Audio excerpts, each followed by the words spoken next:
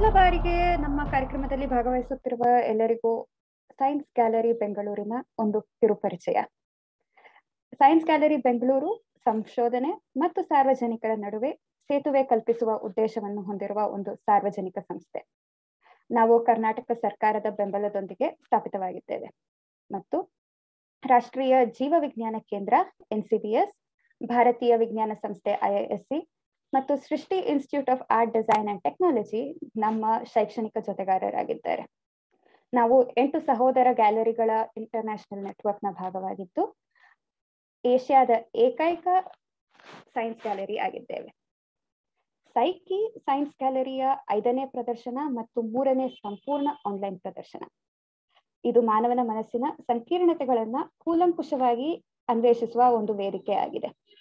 ಮಾನಸಿಕ ಆರೋಗ್ಯ, ಕೃತಕ ಬುದ್ಧಿಮತ್ತೆ, ಪ್ರಜ್ಞೆ, ಗ್ರಹಿಕೆ ಮತ್ತು ಕಾರಣ ಈ ವಿಷಯಗಳಿಗೆ ಸಂಬಂಧಿಸಿದಂತೆ 10 ಪ್ರದರ್ಶನಗಳು, 60ಕ್ಕೂ ಹೆಚ್ಚು ಕಾರ್ಯಕ್ರಮಗಳು, 100ಕ್ಕೂ ಹೆಚ್ಚು ಸಂಯೋಜಕರೊಡಗೂಡಿನ ಸಂಚಿಕೆಗಳನ್ನು ನಾವು ಆಯೋಜಿಸಿದ್ದೇವೆ. ಆದ್ದರಿಂದ ಪ್ರತಿಯೊಬ್ಬರು ನಿಮ್ಮದೇ ಆದ ಅಭಿರುಚಿಗೆ ತಕ್ಕಂತೆ ನಮ್ಮ ಕಾರ್ಯಕ್ರಮಗಳಲ್ಲಿ ಭಾಗವಹಿಸಬಹುದು. ವಿಜ್ಞಾನದ ಬಗ್ಗೆ ಸಾರ್ವಜನಿಕರೊಂದಿಗೆ ವಿಮರ್ಶಾತ್ಮಕ ಸಂಭಾಷಣೆಗಳನ್ನು, ಅದರಲ್ಲೂ ಭಾರತೀಯ ಭಾಷೆಗಳಲ್ಲಿ ಸಂಭಾಷಣೆಗಳನ್ನು ಬೆಳೆಸುವುದು ಮತ್ತು ಪ್ರೋತ್ಸಾಹಿಸುವುದು ಬಹಳ ಮುಖ್ಯ ಎಂದು ನಾವು ನಂಬಿದ್ದೇವೆ. ಈ ನಿಟ್ಟಿನಲ್ಲಿ ಸೈಕಿಯ ಕನ್ನಡ ಆವೃತ್ತಿಯನ್ನು ನಿನ್ನೆ ಬಿಡುಗಡೆ ಮಾಡಲಾಯಿತು. ನೀವೆಲ್ಲರೂ ಈಗ ಸಂಪೂರ್ಣ ಪ್ರದರ್ಶನವನ್ನ ಕನ್ನಡದಲ್ಲಿ ಸಹ ನೋಡಬಹುದು. ನಿನ್ನೆ ಮತ್ತು ಇವತ್ತು ಕನ್ನಡದಲ್ಲಿ ಹಲವು ಕಾರ್ಯಕ್ರಮಗಳನ್ನು ನಾವು ಆಯೋಜಿಸಿದ್ದೆವು. ಈ ಸರಣಿಯಲ್ಲಿ ಇವತ್ತಿನ ಉಪನ್ಯಾಸ ಅಂದರೆ ಒಬ್ಸೆಸಿವ್ ಕಂಪಲ್ಸಿವ್ ಡಿಸಾರ್ಡರ್, ಲಕ್ಷಣಗಳು, ಕಾರಣಗಳು ಮತ್ತು ಚಿಕಿತ್ಸಾ ವಿಧಾನ. ಇದರ ಬಗ್ಗೆ ನಮ್ಮೊಂದಿಗೆ ಮಾತನಾಡಲು ಡಾಕ್ಟರ್ ಜನಾರ್ದನ ರೆಡ್ಡಿ ಅವರು ಇದ್ದಾರೆ. ಜನಾರ್ದನ ರೆಡ್ಡಿ ಅವರು ರಾಷ್ಟ್ರೀಯ ಮಾನಸಿಕ ಆರೋಗ್ಯ ಮತ್ತು ನರವಿಜ್ಞಾನ ಸಂಸ್ಥೆ ಅಂದ್ರೆ ನಿಮ್ಹಾನ್ಸ್ನ ಪ್ರಾಧ್ಯಾಪಕರು ಹಾಗೂ ಮನೋರೋಗ ಚಿಕಿತ್ಸಾ ವಿಭಾಗ ಮತ್ತು ಒಬ್ಸೆಸಿವ್ ಕಂಪಲ್ಸಿವ್ ಡಿಸಾರ್ಡರ್ ಚಿಕಿತ್ಸಾ ವಿಭಾಗದ ಮುಖ್ಯಸ್ಥರು ಆಗಿದ್ದಾರೆ. OCD ಮತ್ತು OCDಗೆ ಸಂಬಂಧಿಸಿದ ರೋಗಗಳ ಅಧ್ಯಯನದಲ್ಲಿ ವಿಶೇಷ ಆಸಕ್ತಿಯನ್ನು ಹೊಂದಿದ್ದಾರೆ.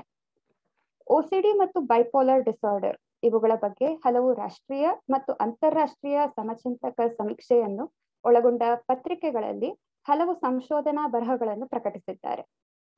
ಇವರು ಆಕ್ಸ್ಫರ್ಡ್ ವಿಶ್ವವಿದ್ಯಾಲಯದ ಮನೋರೋಗ ಚಿಕಿತ್ಸಾ ವಿಭಾಗದಲ್ಲಿ ವಿಸಿಟಿಂಗ್ ಕಾಮನ್ವೆಲ್ತ್ ರಿಸರ್ಚ್ ಫೆಲೋ ಆಗಿದ್ದರು.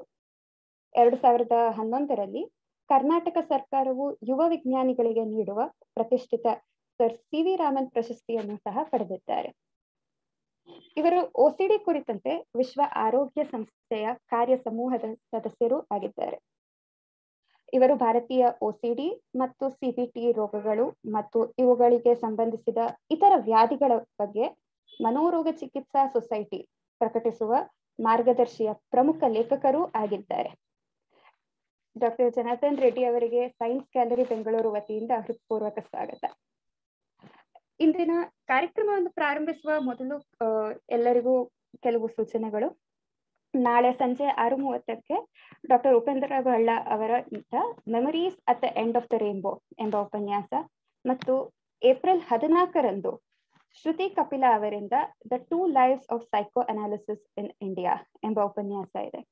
ಎಲ್ಲರೂ ದಯವಿಟ್ಟು ಅದಕ್ಕೂ ರಿಜಿಸ್ಟರ್ ಮಾಡಿಕೊಂಡು ಭಾಗವಹಿಸಬೇಕು ಅಂತ ಕೇಳ್ಕೊಳ್ತೇನೆ. ನಿಮ್ಮ ಸ್ಕ್ರೀನ್ ನಲ್ಲಿ ಕಾಣುವಂತ Q&A ಬಾಕ್ಸ್ ನಲ್ಲಿ ನೀವು ನಿಮ್ಮ ಪ್ರಶ್ನೆಗಳನ್ನ ಕನ್ನಡದಲ್ಲಿ ಆಗ್ಲಿ ಅಥವಾ ಇಂಗ್ಲಿಷ್ ನಲ್ಲಿ ಟೈಪ್ ಮಾಡಿ ಕಳಿಸಬಹುದು. ಈ ಉಪನ್ಯಾಸದ ಕೊನೆಯಲ್ಲಿ ಡಾಕ್ಟರ್ ಜನಾರ್ದನ್ ಅವರ ಎಲ್ಲಾ ಪ್ರಶ್ನೆಗಳಿಗೆ ಉತ್ತರಗಳನ್ನ ಹೇಳ್ತಾರೆ. ಅದಷ್ಟೇ ಅಲ್ದಿರ 8 ಗಂಟೆಗೆ ಟ್ಯುಟೋರಿಯಲ್ ಸೆಷನ್ ಇರುತ್ತೆ. ಟ್ಯುಟೋರಿಯಲ್ ಸೆಷನ್ ಅಲ್ಲಿ ನೀವು ನಿಮ್ಮ ಆಡಿಯೋ ವಿಡಿಯೋ ಆನ್ ಮಾಡಿಕೊಂಡು ನೇರವಾಗಿ ಜನಾರ್ದನ್ ಅವರ ಜೊತೆ ಮಾತನಾಡಬಹುದು. ಚಾಟ್ ಬಾಕ್ಸ್ ನಲ್ಲಿ ಫೀಡ್ಬ್ಯಾಕ್ ಫಾರ್ಮ್ ನ ಲಿಂಕ್ ಕಳಿಸಿರ್ತೇವೆ, ಅದನ್ನು ಕೂಡ ಮರೆಯದೆ ಫಿಲ್ ಮಾಡಿ ಅಂತ ಕೇಳ್ಕೊಳ್ತೀನಿ. ಈಗ ಇನ್ನು ಹೆಚ್ಚು ಮಾತನಾಡದೆ ಡಾಕ್ಟರ್ ಜನಾರ್ದನ್ ರೆಡ್ಡಿ ಅವರಿಗೆ ತಮ್ಮ ಉಪನ್ಯಾಸವನ್ನು ಶುರು ಮಾಡಬೇಕೆಂದು ಕೇಳ್ಕೊಳ್ತೇನೆ. ಧನ್ಯವಾದಗಳು ಸಹಜ ಅವರೇ. ಇಷ್ಟಲ್ಲೇ ನಾನು ಗೀಳು ರೋಗದ ಬಗ್ಗೆ ಮಾತಾಡಲಿಕ್ಕೆ ಶುರು ಮಾಡ್ತೀನಿ. 1 ನಿಮಿಷ ಸ್ಕ್ರೀನ್ ಶೇರ್ ಮಾಡ್ತೀನಿ. ಧನ್ಯವಾದಗಳು. ನನ್ನ ಸ್ಲೈಡ್ಸ್ ಉದ್ದೇಶಪೂರ್ವಕವಾಗಿ ನಾನು ಇಂಗ್ಲಿಷ್ನಲ್ಲೇ ಇಟ್ಟಿದ್ದೀನಿ, ಯಾಕಂದ್ರೆ ಬಹುತೇಕ ಕನ್ನಡಿಗರಿಗೆ ಕನ್ನಡಕ್ಕಿಂತ ಇಂಗ್ಲಿಷ್ ಚೆನ್ನಾಗಿ ಬರುತ್ತೆ ನನ್ನ ನಂಬಿಕೆ. ಹಾಗೆ ಎಲ್ಲವೂ ಕನ್ನಡದಲ್ಲೇ ಇದ್ರೆ ಕನ್ನಡದಲ್ಲಿ ಬಹಳ ಕಷ್ಟ ಆಗುತ್ತೆ ಅನ್ನೋದು ಕೂಡ ನನಗೆ ಚೆನ್ನಾಗಿ ಗೊತ್ತಿದೆ. ಅದಕ್ಕೋಸ್ಕರ ಇವನು ಇಂಗ್ಲಿಷ್ನಲ್ಲೇ ಉಳಿಸಿದ್ದೀನಿ. ನಾನಿವತ್ತು ಮಾತಾಡ್ತಿರೋ ವಿಷಯ ಅಬ್ಸೆಸಿವ್ ಕಂಪಲ್ಸಿವ್ ಡಿಸಾರ್ಡರ್, ಲಕ್ಷಣಗಳು, ಚಿಕಿತ್ಸಾ ವಿಧಾನಗಳ ಬಗ್ಗೆ ಮತ್ತು ಕಾರಣಗಳ ಬಗ್ಗೆ ಮಾತಾಡ್ತೀನಿ. ಅಬ್ಸೆಸಿವ್ ಕಂಪಲ್ಸಿವ್ ಡಿಸಾರ್ಡರ್ ಅಥವಾ ಸಾಮಾನ್ಯ ಭಾಷೆಯಲ್ಲಿ OCD ಎಂದು ಕರೆಯಲಾರೋ ಕಾಯಿಲೆಗೆ ಕನ್ನಡದಲ್ಲಿ ಏನ್ ಕರೀತಾರೆ? ನಾನು ತುಂಬಾ ತಲೆ ಕೆರೆಕೊಂಡಿದ್ದೀನಿ ಏನಂತೆ, ಏನ್ ಹೆಸರು ಕರಿಬೇಕಿದು ಅಂತ. ಮೊದಲನೇದು ಅಬ್ಸೆಸಿವ್ ಅನ್ನೋದಕ್ಕೆ ಬಹಳ ಸುಲಭವಾಗಿ ಉತ್ತರ ಸಿಕ್ಬಿಡುತ್ತೆ ನಮಗೆ, ಗೀಳು ರೋಗ ಅಂತ ಕರಿಬಹುದು. ಎರಡನೇದು ಕಂಪಲ್ಷನ್ ಏನಂತಾರೆ ಕನ್ನಡದಲ್ಲಿ? ಬಲವಂತದ ಕ್ರಿಯೆಗಳು, ಬಲಾತ್ಕಾರಕ ಕ್ರಿಯೆಗಳು ಅಥವಾ ಒತ್ತಡಗಳು, ತುಡಿತಗಳು, ನೀವು ಏನ್ ಬೇಕಾದ್ರೆ ಕರಿಬಹುದು. ಸೊ ಇದೆಲ್ಲ ಕಾಂಪ್ಲಿಕೇಶನ್ ಬೇಡ ಅಂತ ಹೇಳ್ಬಿಟ್ಟು ನಾನು ಇದಕ್ಕೆ ಗೀಳು ರೋಗ ಅಂತ ಕರಿತೀನಿ. ಯಾಕಂದ್ರೆ ಅದು ಬಹಳ ಸರಳವಾಗಿ ಈ ರೋಗದ ಎಲ್ಲ ಲಕ್ಷಣಗಳನ್ನ ಹೇಳುತ್ತೆ ಅಂತ ನನ್ನ ನಂಬಿಕೆ.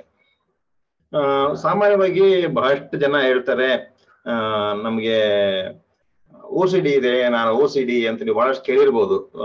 ಸಿನಿಮಾ ನಟರು ಬಹಳ ಕಾಮನ್ ಆಗಿ ಹೇಳ್ತಾರೆ OCD ಇದೆ, ಅದೊಂದೇನೋ ದೊಡ್ಡ ರ್ಯಾಂಕ್ ತರಣೋ ಡಿಗ್ರಿ ತರಣೋ ಅಂತ. ಇದ್ರಲ್ಲಿ ಎರಡು ಸಮಸ್ಯೆಗಳಿದೆ. ಒಂದು OCD ಅಥವಾ ಗೀಳು ರೋಗ ಅಂದ್ರೆ ಏನು ಅಂತ ಅವ್ರಿಗೆ ಗೊತ್ತಿಲ್ದಿರೋದು. ಎರಡನೇದು ಅದು ಒಂದು ರೀತಿನಲ್ಲಿ ಈ ಕಾಲೆಯಿಂದ ನರಳುತ್ತಿರುವವರನ್ನ ಸಮಸ್ಯೆಗಳನ್ನ ಚಿಕ್ಕದು ಮಾಡುತ್ತಂತೆ, ಟ್ರಿವಿಯಲೈಸ್ ಮಾಡ್ತಂತ ಇಂಗ್ಲಿಷಲ್ಲಿ ಹೇಳ್ತಲ್ಲ, ಆ ತರ ಆಗುತ್ತೆ. ಆದ್ರೆ ಈ ಕಾಯಿಲೆ ಬಹಳ ಸಾಮಾನ್ಯವಾದ ಕಾಯಿಲೆ. ಸ್ವಲ್ಪ ಮಾಮೂಲಿಗಿಂತ ಜಾಸ್ತಿ ಶುಚಿತ್ವ ಮಾಡೋರು, ಮಾಮೂಲಿಗಿಂತ ಜಾಸ್ತಿ ನೀಟ್ ಆಗಿರೋರು, ಅಥವಾ ಮಾಮೂಲಿಗಿಂತ ಜಾಸ್ತಿ ಕೆಲಸ ಕಾರ್ಯಗಳಲ್ಲಿ ಅಚ್ಚುಕಟ್ಟುತನ ತೋರೋರು, ಅವರೆಲ್ಲ ತಾವು ನನಗೆ OCD ಇದೆ ಅಂದ್ರೆ ಜಂಬದಿಂದ ಹೇಳ್ಕೊಳ್ತಾರೆ. ಇದು ಜಂಬದಿಂದ ಹೇಳ್ಕೊಳ್ಳುವಂತ ಕಾಯಿಲೆ ಅಲ್ವೇ ಇಲ್ಲ. ಇದಕ್ಕೆ ಸಾಕಷ್ಟು ಸಮಸ್ಯೆಗಳಿದೆ. ಆದ್ರೆ ಈ ಫೋಟೋದಲ್ಲಿ ಕೆಲವರು, ಈ ಸ್ಲೈಡ್ ಅಲ್ಲಿ ನೀವು ನೋಡ್ತಿರೋ ಕೆಲವರು ತುಂಬಾ ಏನ್ ಹೇಳ್ತಾರೆ, ಇವಾಗ ಗೀಳು ರೋಗದ ಕಾಯಿಲೆ ಇತ್ತು ಅಂತ ಪ್ರಪಂಚದಲ್ಲಿ ಎಲ್ಲರಿಗೂ ಗೊತ್ತಿದೆ. ಉದಾಹರಣೆಗೆ ಡೇವಿಡ್ ಬೆಕಮ್ ಒಂದು 15-20 ವರ್ಷದಿಂದ ಸಾರ್ವಜನಿಕವಾಗಿ ನಾವು ಗೀಳು ಕಾಯಿಲೆ ಇದೆ ಅಂತ ಹೇಳ್ಕೊಂಡ್ರು.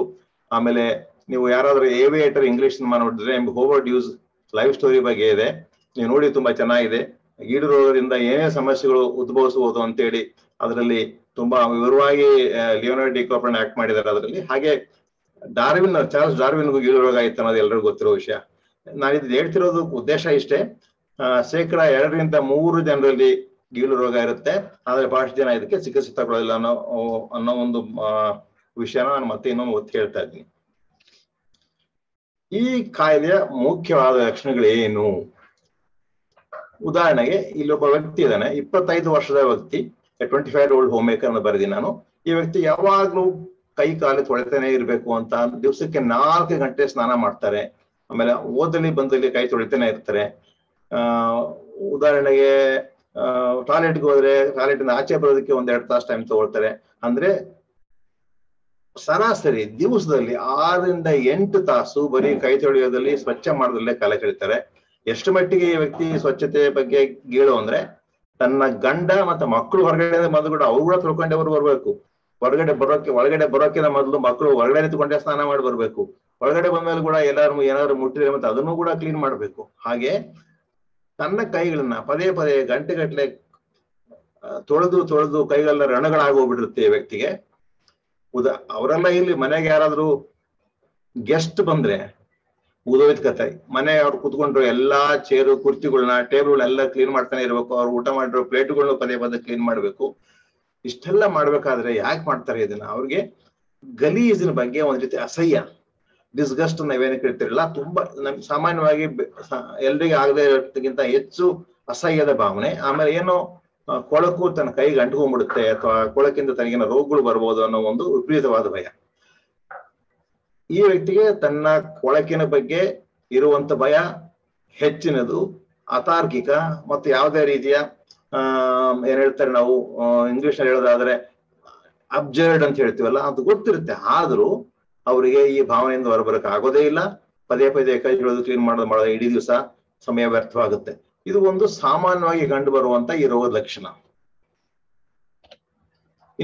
ಇನ್ನೊಂದು ಸಾಮಾನ್ಯವಾಗಿ ಇರುವ ಲಕ್ಷಣ ಏನಂದ್ರೆ, ನಮಗೆ ಗೊತ್ತಿರೋ ಹಾಗೆ OCD ಅಂದ ತಕ್ಷಣ, ಗೀಳು ರೋಗ ಅಂದ ತಕ್ಷಣ ನಮ್ಮ ಮನಸ್ಸಿಗೆ ಮೊದಲು ಬರೋದೇ ಕೈ ತೊಳೆಯೋದು, ಕ್ಲೀನ್ ಮಾಡೋದು. ಆದ್ರೆ ಇನ್ನೊಂದು ಗುಂಪಿನ ಜನ ಇದ್ದಾರೆ, ಅವ್ರು ನೀವು ಹೊರಗಡೆ ಅವ್ರಿಗೆ ಕಾಲೇ ಅಂತ ನಿಮಗೆ ಗೊತ್ತಾಗಲ್ಲ. ಕೈ ತೊಳೆಯೋರು, ಕ್ಲೀನ್ ಮಾಡೋರು, ಯಾಕಂದ್ರೆ ಅವ್ರು ಬೇರೆಯವರಿಗೆ ಹೊರಗಡೆ ಸುಲಭವಾಗಿ ಕಂಡುಬಿಡ್ತಾರೆ. ಯಾಕಂದ್ರೆ ಬಾತ್ರೂಮ್ಗೆ ಹೋದ್ರೆ 2 ತಾಸು ಬಾತ್ರೂಮ್ ಮೇಲೆ ಕೂತ್ಕೊಂಡ್ಬಿಡ್ತಾರೆ, ಮನೆಯವರಿಗೆ ಉಳಿದವ್ರಿಗೆಲ್ಲ ಗೊತ್ತಾಗ್ಬಿಡುತ್ತೆ. ಇನ್ನೊಂದ್ ತರ ಜನ ಏನಂದ್ರೆ, ಉದಾಹರಣೆಗೆ ಈ ವ್ಯಕ್ತಿ ಇದರಲ್ಲಿ 30 ವರ್ಷದ ಒಬ್ಬ ತಾಯಿ ತನ್ನ ಇಬ್ರು ಮಕ್ಕಳೊಂದಿಗಿದ್ದಾಳೆ. ಅವರಿಗೆ 2 ವರ್ಷದಿಂದ ವಿಪರೀತವಾದ ಗಾಬರಿ ಮತ್ತು ಭಯ. ಯಾಕೆ ಅಷ್ಟೊಂದು ಗಾಬರಿ ಅಂದ್ರೆ ತನ್ನ ಮಕ್ಕಳನ್ನ ತಾನು ನೋಡ್ಕೊಳಕ್ ಆಗ್ತಾ ಇಲ್ಲ ಅನ್ನೋ ಒಂದು ಕಾರಣದಿಂದ. ತನ್ನ ಮಕ್ಕಳು ತಾನು ಯಾಕೆ ನೋಡಕ್ ಆಗ್ತಿಲ್ಲ ಅಂದ್ರೆ ತಾನು ತನ್ನ ಪ್ರೀತಿ ಪಾತ್ರ ಮಕ್ಕಳಿಗೆ ಏನಾದ್ರೂ ಹಾನಿ ಮಾಡಿಬಿಡ್ತೀನಿ ಅಂತ. ತನ್ನ ಮಕ್ಕಳನ್ನ ತುಂಬಾ ಪ್ರೀತಿ ಹೆಣ್ಮಕ್ಳಿಗೆ, ಆದ್ರೆ ತನ್ನ ಮಕ್ಕಳಿಗೆ ತಾನೇ ಏನೋ ಹಾನಿ ಮಾಡಿಬಿಡ್ತೀನೇನೋ ಅಂತ. ಉದಾಹರಣೆಗೆ, ನನ್ನ ಮಕ್ಕಳನ್ನ ನಾನು ಅಡಿಗೆ ಮನೆಯಲ್ಲಿರೋ ಚಾಕುಂದು ತಿವಿದ್ಬಿಟ್ಟು ಸಾಯಿಸ್ಬಿಡ್ತೀನೇನೋ, ಅಥವಾ ಮಲ್ಕೊಂಡಿರ್ಬೇಕಾದ್ರೆ ತಲೆದಿಂಬು ತಗೊಂಡ್ಬಿಟ್ಟು ಉಸಿರುಗಡಿಸಿ ಸಾಯಿಸ್ಬಿಡ್ತೀನೋ ನನ್ನ ಇಬ್ಬರು ಮಕ್ಕಳನ್ನ, ಅಥವಾ ಅವರು ಮಾಡೋ ಊಟದಲ್ಲಿ ನಾನು ವಿಷ ಆಗಿಬಿಡ್ತೀನೇನೋ, ಅಥವಾ ಬಾಲ್ಕನಿ ನಿಂತ್ಕೊಳ್ತಿರ್ಬೇಕಾದ್ರೆ 5ನೇ ಮಾಡಿ ಬಾಲ್ಕನಿಯಿಂದ ನಾನು ಅವ್ರನ್ನ ಒಳಗಡೆ ಬಿಸಾಕ್ಬಿಡ್ತೀನೇನೋ ಅಂತ. ಈ ತರದ ವಿಚಿತ್ರವಾದ ಭಯಗಳು ಹೆಂಗಸಿ ಮನ್ಸಿಗೆ ಬರುತ್ತೆ. ಯಾವ ಹೆಂಗಸಿಗೆ ತಾನೆ ಅಥವಾ ಯಾರಿಗೇ ಆಗ್ಲಿ ಮಕ್ಕಳನ್ನ ಸಾಯಿಸ್ಬಿಡ್ತೀನಿ ಅನ್ನೋ ಭಯ ಬಂದಾಗೆ ಗಾಬರಿ ಆಗೇ ಆಗುತ್ತೆ. ಅದರಿಂದ ಏನ್ ಮಾಡಿದಾಳೆ ಈ ವ್ಯಕ್ತಿ, ತನ್ನ ಅಪ್ಪ ಅಮ್ಮನ ಮನೆಗೆ ಬಂದಿಲ್ಲ ಕೇಳ್ಕೊಂಡಾಳೆ, ಅಮ್ಮ ನಾನು ಒಬ್ಬಳೇ ಮನೆಗಿದ್ದೆ, ನನ್ನ ಮಕ್ಕಳಿಗೆ ಏನಾರು ಮಾಡ್ಬಿಡ್ತೀನಿ, ನೀವು ನನ್ನ ಜೊತೆ ಬಂದಿರಿ, ಯಾಕಂದ್ರೆ ನನ್ನ ಮಕ್ಳು ನೀವು ಕಾಯ್ಬೋದು, ನನ್ನ ಮಕ್ಕಳಿಗೆ ಏನು ತೊಂದರೆ ಆಗ್ಲಿಕ್ಕಿಲ್ಲ ಅಂತ. ಇದು ಯಾವ ಮಟ್ಟಕ್ಕೆ ಹೋಗಿದೆ ಅಂದ್ರೆ, ತಾಯಿ ತನ್ನ ಮಕ್ಕಳ ಜೊತೆ ಮಲಗೋದಿಲ್ಲ, ಮಕ್ಕಳನ್ನ ಅಡಿಗೆ ಮಾಡೋಕೆ ಬರಕ್ ಬಿಡೋದಿಲ್ಲ, ಯಾಕಂದ್ರೆ ಬಂದಾಗ ನಾನೇ ಯಾವ್ದು ಚಾಕು ಆಗಿಬಿಡ್ತೀನೇನೋ ಅಂತ ಹೇಳಿ, ಅಥವಾ ಬಾಲ್ಕನಿ ಕ್ಲೋಸ್ ಮಾಡಿಬಿಟ್ಟಾಳೆ, ಬಾಲ್ಕನಿ ಹೋಗೋದೇ ಇಲ್ಲ, ಯಾಕಂದ್ರೆ ಬಾಲ್ಕನಿ ಹೋದ್ರೆ ತಾನೇ ಮಕ್ಕಳು ಹೊರಗೆ ಸಾಯ್ಬಿಡ್ತೀನಿ ಅಂತ ಹೇಳ್ಬಿಟ್ಟು ಆಮೇಲೆ ಮಕ್ಕಳಿಗೆ ಊಟ ಕೊಡೋದನ್ನೇ ಬಿಟ್ಬಿಟ್ಟಿದ್ದಾಳೆ, ಯಾಕಂದ್ರೆ ತಾನು ಊಟದಲ್ಲಿ ವಿಷ ಆಗ್ಬಿಡ್ತೀನೇನೋ. ಅಂದ್ರೆ ಇನ್ನೊಬ್ಬರಿಗೆ ನಾನೇನ ಕೆಟ್ಟರು ಮಾಡಿಬಿಡ್ತೀನೇನೋ ಅನ್ನೋ ಒಂದು ವಿಪರೀತವಾದ ಭಯ. ಇದು ಕೂಡ ಈ ರೋಗದ ಒಂದು ಮುಖ್ಯವಾದ ಲಕ್ಷಣ. ಎಲ್ಲರೂ ಎಲ್ಲ ಲಕ್ಷಣಗಳು ಇರಬೇಕು ಅಂತಲ್ಲ, ಆದ್ರೆ ಇವು ಸಾಮಾನ್ಯ ಲಕ್ಷಣಗಳು. 3ನೇದಾಗಿ, ಸಾಮಾನ್ಯವಾಗಿ ಜನರಿಗೆ ದೇವರ ಬಗ್ಗೆ ಭಕ್ತಿ ಇರುತ್ತೆ, ಆದ್ರೆ ಈ ರೋಗದಿಂದ ನರಳುವಂತ ಬಹಳಷ್ಟು ಜನಕ್ಕೆ ನಾವೇನೇ ಹೇಳ್ತೀವಿ, ಈ ಥಾಟ್ಸ್ ಆಫ್ ಬ್ಲಾಸ್ಫೆಮಿ ಅಂದ್ರೆ ಧರ್ಮ ನಿಂದಾತ್ಮಕ ಆಲೋಚನೆಗಳು ಅಥವಾ ಧರ್ಮದ ಬಗ್ಗೆ ಅಥವಾ ದೇವರ ಬಗ್ಗೆ ನಿಂದಾತ್ಮಕ ಆಲೋಚನೆ ಬರ್ತಾ ಇರ್ತಾರೆ. ಅವ್ರಿಗೆ ವಿಪರೀತವಾದ ಭಕ್ತಿ ಇರುತ್ತೆ ಅಥವಾ ಎಲ್ಲರ ತರ ಇರ್ತಾರೆ ಮಾಮೂಲಿಯಾಗಿ, ಆದ್ರೆ ಅವ್ರ ಬಗ್ಗೆ ಕೆಟ್ಟ ಆಲೋಚನೆ ಬರುತ್ತೆ. ಉದಾಹರಣೆಗೆ ಇಲ್ಲಿ 35 ವರ್ಷದ ಪೂಜಾರಿ ಇದ್ದಾನೆ, ಒಬ್ಬ ಗುಡಿಲ್ ಪೂಜಾರಿ. ಆ ಪೂಜಾರಿ ಅದನ್ನ ಕೆಲಸನೇ ದೇವ್ರ ಪೂಜೆ ಮಾಡೋ, ಆ ದೇವ್ರ ಪೂಜೆ ಮಾಡಕ್ ಹೋದಾಗಲ್ಲ ದೇವ್ರ ಬಗ್ಗೆ ಕೆಟ್ಟ ಆಲೋಚನೆ ಬರುತ್ತೆ. 10 ವರ್ಷಗಳಿಂದ ಈ ತರ ಆಲೋಚನೆ ಬರ್ತಾ ಇದೆ. ಹಾಗಾಗಿಬಿಟ್ಟು ಪೂಜೆ ಮಾಡೋದೇ ಕಷ್ಟವಾಗ್ಬಿಟ್ಟಿದೆ, ಇವ್ರಿಗೆ ಪೂಜೆನೇ ಮಾಡೋದೇ ಇಲ್ಲ, ಯಾವುದೇ ರೀತಿ ವ್ರತಗಳನ್ನ ಪರಿಪಾಲನೆ ಮಾಡೋದಿಲ್ಲ. ಯಾಕಂದ್ರೆ ಪ್ರತಿ ಸರ್ತಿ ದೇವ್ರ ಮುಂದೆ ನಿಂತ್ಕೊಂಡಾಗೆ ಅಥವಾ ವಿಗ್ರಹದ ಮುಂದೆ ನಿಂತ್ಕೊಂಡಾಗೆ, ದೇವ್ರ ಫೋಟೋ ನಿಂತ್ಕೊಂಡಾಗೆ ದೇವ್ರ ಮೇಲೆ ಒಗಿಬೇಕು ಅನ್ಸುತ್ತೆ, ಅಥವಾ ದೇವ್ರ ಹತ್ರ ಚಪ್ಪಲಿ ಎಸಿಬೇಕು ಅನ್ಸುತ್ತೆ. ನನಗೆ ಇನ್ನೂ ಕೆಲವರು ಪೇಷಂಟ್ ಗೊತ್ತು, ಅವ್ರಿಗೆ ಹೇಗೆ ಅಂದ್ರೆ ದೇವ್ರ ಮುಂದೆ ನಿಂತ್ಕೊಂಡಾಗ ದೇವ್ರ ಬಗ್ಗೆನೇ ಲೈಂಗಿಕ ಆಲೋಚನೆ ಬಲಿಷ್ಠ ಆಗತ್ತೆ ಕೆಲವರಿಗೆ. ಇದು ತುಂಬಾ ಮನಸ್ಸಿಗೆ ಖೇದ ಉಂಟು ಮಾಡುತ್ತೆ ಅವರಲ್ಲಿ. ಹೀಗಾಗ್ಬಿಟ್ಟು ಏನಾಗಿದೆ, ಮೊದಲು ಸ್ವಲ್ಪ ಕಡಿಮೆ ಇದ್ದ ಆಲೋಚನೆಗಳು ಈ ವ್ಯಕ್ತಿ 2 ವರ್ಷದಿಂದ ಆ ದೇವ್ರ ಬಗ್ಗೆ ಲೈಂಗಿಕ ಆಲೋಚನೆಗಳು ಬರೋಕ್ ಶುರುವಾದಾಗಿಂದ ತುಂಬಾ ಗಾಬರಿ, ಆತಂಕ, ಖಿನ್ನತೆ ಆಗ್ಬಿಟ್ಟು ಪೂಜೆ ಮಾಡೋದೇ ನಿಲ್ಸ್ಬಿಟ್ಟಿದ್ದಾನೆ. ಪೂಜೆ ಮಾಡೋದು ನಿಲ್ಸೋದಿಲ್ಲ, ಹೊರಗಡೆ ಹೋಗೋದೇ ಬಿಟ್ಬಿಟ್ಟಿದ್ದಾನೆ. ಯಾಕಂದ್ರೆ ಹೊರಗಡೆ ಹೋದ್ರೆ ಹೆಂಗಸರು ಕಾಣ್ತಾರೆ, ಅವ್ರ ಬಗ್ಗೆ ಕೆಟ್ಟ ಆಲೋಚನೆ ಬರುತ್ತೆ ಅಂತ ಹೇಳ್ಬಿಟ್ಟು. ಅಂದ್ರೆ ಇವ್ಯಾವು ಬೇಡವಾದ ಆಲೋಚನೆಗಳು, ಬೇಡವಾದ ಲೈಂಗಿಕ ಆಲೋಚನೆಗಳು, ಬೇಡವಾದ ಧರ್ಮನಿಂದಾತ್ಮಕ ಆಲೋಚನೆಗಳು ಮನಸ್ಸಿಗೆ ಪದೇ ಬರೋದು ಇನ್ನೊಂದು ಲಕ್ಷಣ. ಇಲ್ಲಿ 16 ವರ್ಷದ ಒಂದು ಹುಡುಗ ಸ್ಕೂಲ್ಗೆ ಲೇಟಾಗಿ ಹೋಗ್ತಾನೆ. ಯಾಕೆ ಲೇಟಾಗಿ ಹೋಗ್ತಾನೆ ಅಂತಂದ್ರೆ, ಸ್ಕೂಲ್ ಶೂಸ್ ಲೇಸ್ ಕಟ್ಕೊಳ್ಳೋದಕ್ಕೆ 3/4 ಗಂಟೆ ಮಾಡ್ತಾನೆ. ಸಮವಾಗಿರ್ಬೇಕು, 2 ಕಡೆ ಸಿಮೆಟ್ರಿಕಲ್ ಆಗಿರ್ಬೇಕು. ಹೊಂದಿಸ್ತಾನೆ, ಸಮಾಧಾನನೇ ಆಗಲ್ಲ. ಅಪ್ಪ ಅಮ್ಮ ಬರ್ತಾರೆ, ಕಟ್ತಾರೆ, ಅವ್ರು ಜಗಳಾಡ್ತಾನೆ, ಮತ್ತೆ ತಾತ ಬರ್ತಾರೆ, ಕಟ್ತಾರೆ, ಸಮಾಧಾನ ಆಗಲ್ಲ, ತಾನು ಕಟ್ತಾನೆ ಇರ್ತಾನೆ ಶೂ ಲೇಸ್. ಹಾಗೇನೆ ಸ್ಕೂಲ್ ಬ್ಯಾಗಲ್ಲಿ ಪುಸ್ತಕಗಳು, ಪೆನ್ಸಿಲ್ಲು, ಪೆನ್ನು ಸರಿಯಾದ ಕ್ರಮದಲ್ಲಿ ಇದಾವೋ ಅಂತ ಎಷ್ಟೋ ಹೊತ್ತು ಜೋಡಿಸ್ತಾನೆ ಇರೋದು. ಅದೆಲ್ಲ ಇಲ್ಲಿ ರಾತ್ರಿ ಮಲಗೋದೇ ಒಂದು ದೊಡ್ಡ ಕರಿಯ. ಬೆಡ್ಡಲ್ಲಿ ಮಲ್ಬೇಕಾದ್ರೆ ಬೆಡ್ ಸರಿಗಿದೆಯೋ ಇಲ್ಲೋ, ಸಮವಾಗಿದೆಯೋ ಇಲ್ಲೋ, ಆ ಸರಿಗಿದೆಯೋ ಇಲ್ಲೋ, ಎಲ್ಲದರಲ್ಲೂ ಆರ್ಡರ್ ಬೇಕು, ಎಲ್ಲದರಲ್ಲೂ ಸಿಮೆಟ್ರಿ ಇರಬೇಕು. ಹಾಗಾಗ್ಬಿಟ್ಟು ಈ ಹುಡುಗ ಸ್ಕೂಲಿಗೆ ಪ್ರತಿ ದಿವಸನೂ ಲೇಟಾಗಿ ಹೋಗ್ತಾನೆ. ಇಲ್ಲದೆ ಹೋದ್ರೆ ಸರಿಯಾಗಿ ಅಂದ್ಕೊಂಡಂಗೆ ಸ್ಕೂಲ್ ಬ್ಯಾಗ್ ಅರೇಂಜ್ ಮಾಡದೇ ಇದ್ರೆ, ಹೊಂದಿಸದೇ ಇದ್ರೆ, ಅಥವಾ ತನ್ನ ಬಟ್ಟೆಗಳನ್ನ ತಾನು ಅಂದ್ಕೊಂಡ ರೀತಿನಲ್ಲೇ ತಾನು ಹಾಕೊಳ್ದೇ ಇದ್ರೆ ಈ ಹುಡುಗನಿಗೆ ತುಂಬಾ ಗಾಬರಿ ಆಗತ್ತೆ. ಆ ಗಾಬರಿ ಹೋಗ್ಬೇಕಂದ್ರೆ ತನಗೆ ಸಮಾಧಾನ ಆಗುವವರೆಗೂ ಈ ಚಟುವಟಿಕೆಗಳನ್ನ ಪದೇ ಮಾಡ್ತಾನೆ ಇರ್ಬೇಕು. ಇದು ಇನ್ನೊಂದು ಲಕ್ಷಣ ಈ ರೋಗದ್ದು. ಇಲ್ಲಿ ಇನ್ನೊಬ್ಬ ವ್ಯಕ್ತಿ ಇದ್ದಾನೆ, 30 ವರ್ಷದ ವ್ಯಕ್ತಿ, ಸೂಪರ್ ಮಾರ್ಕೆಟ್ ಅಲ್ಲಿ ಕ್ಯಾಶಿಯರ್ ಆಗಿ ಕೆಲಸ ಮಾಡ್ತಾನೆ. ಆ ಮನುಷ್ಯನಿಗೆ ಏನು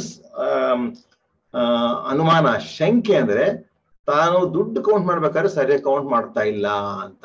ಸೊ ನಾನ್ ದುಡ್ಡನ್ನ ಸರಿಯಾಗಿ ಎಣಿಸದೇ ಇರೋದ್ರಿಂದ ಏನಾದ್ರು ತಪ್ಪಾದ್ರೆ ನನ್ನನ್ನ ಜವಾಬ್ದಾರಿ ಮಾಡ್ಬಿಡ್ತಾರೆ. ಅಲ್ಲಿ ಏನಾದ್ರು ದೊಡ್ಡ ಮೊತ್ತದಲ್ಲಿ ಏನಾದ್ರು ಪ್ರಾಬ್ಲಮ್ ಆದ್ರೆ ಅದಕ್ಕೆ ನಾನೇ ಹೊಣೆಗಾರನ ಆಗ್ತೀನಿ ಅನ್ನೋ ವಿಪರೀತವಾದ ಭಯ. ಇದರಿಂದಾಗಿ ಏನಾಗಿದೆ, ದುಡ್ಡನ್ನ ಪದೇ ಎಣಿಸ್ತಾನೆ, 20 ಸತಿ ಎಣಿಸ್ತಾನೆ. ಹಾಗಾಗ್ಬಿಟ್ಟು ಕೆಲಸ ನಿಧಾನವಾಗಿ ಹೋಗ್ಬಿಡುತ್ತೆ. ಎದುರುಗಡೆ ನಿಂತ್ಕೊಂಡ್ರು ಕಸ್ಟಮರ್ ಸಿಟ್ಟಾಗ್ತಾರೆ, ಆಮೇಲೆ ಅವ್ರ ಬಾಸ್ಗಳು ಸಿಟ್ ಮಾಡ್ಕೋತಾರೆ, ಯಾಕೆ ಇಷ್ಟು ಲೇಟ್ ಮಾಡ್ತಾ ಇದೆಯಾ ಅಂತ ಹೇಳ್ಬಿಟ್ಟು. ಇದು ಯಾವಾಗ ಕೌಂಟಿಂಗ್ ಮೆಷಿನ್ ಯೂಸ್ ಮಾಡಿದ್ಮೇಲೆ ಕೂಡ ಇದೇ ನೋವು, ಸಮಾಧಾನ ಇಲ್ಲ ಮನುಷ್ಯನಿಗೆ. ಈಗ ಆಗ್ಬಿಟ್ಟು ಏನಾಗಿದೆ, ಆಫೀಸ್ ಸ್ಟಾಫು ಅವನ್ನ ನಿಮ್ಮೇಲೆ ಕೆಲ್ಸಕ್ಕೆ ಬರ್ಬೇಡಿ, ನೀವು ತುಂಬಾ ನಿಧಾನವಾಗಿದ್ದೀರಿ ಅಂತ ಹೇಳ್ತಾರೆ.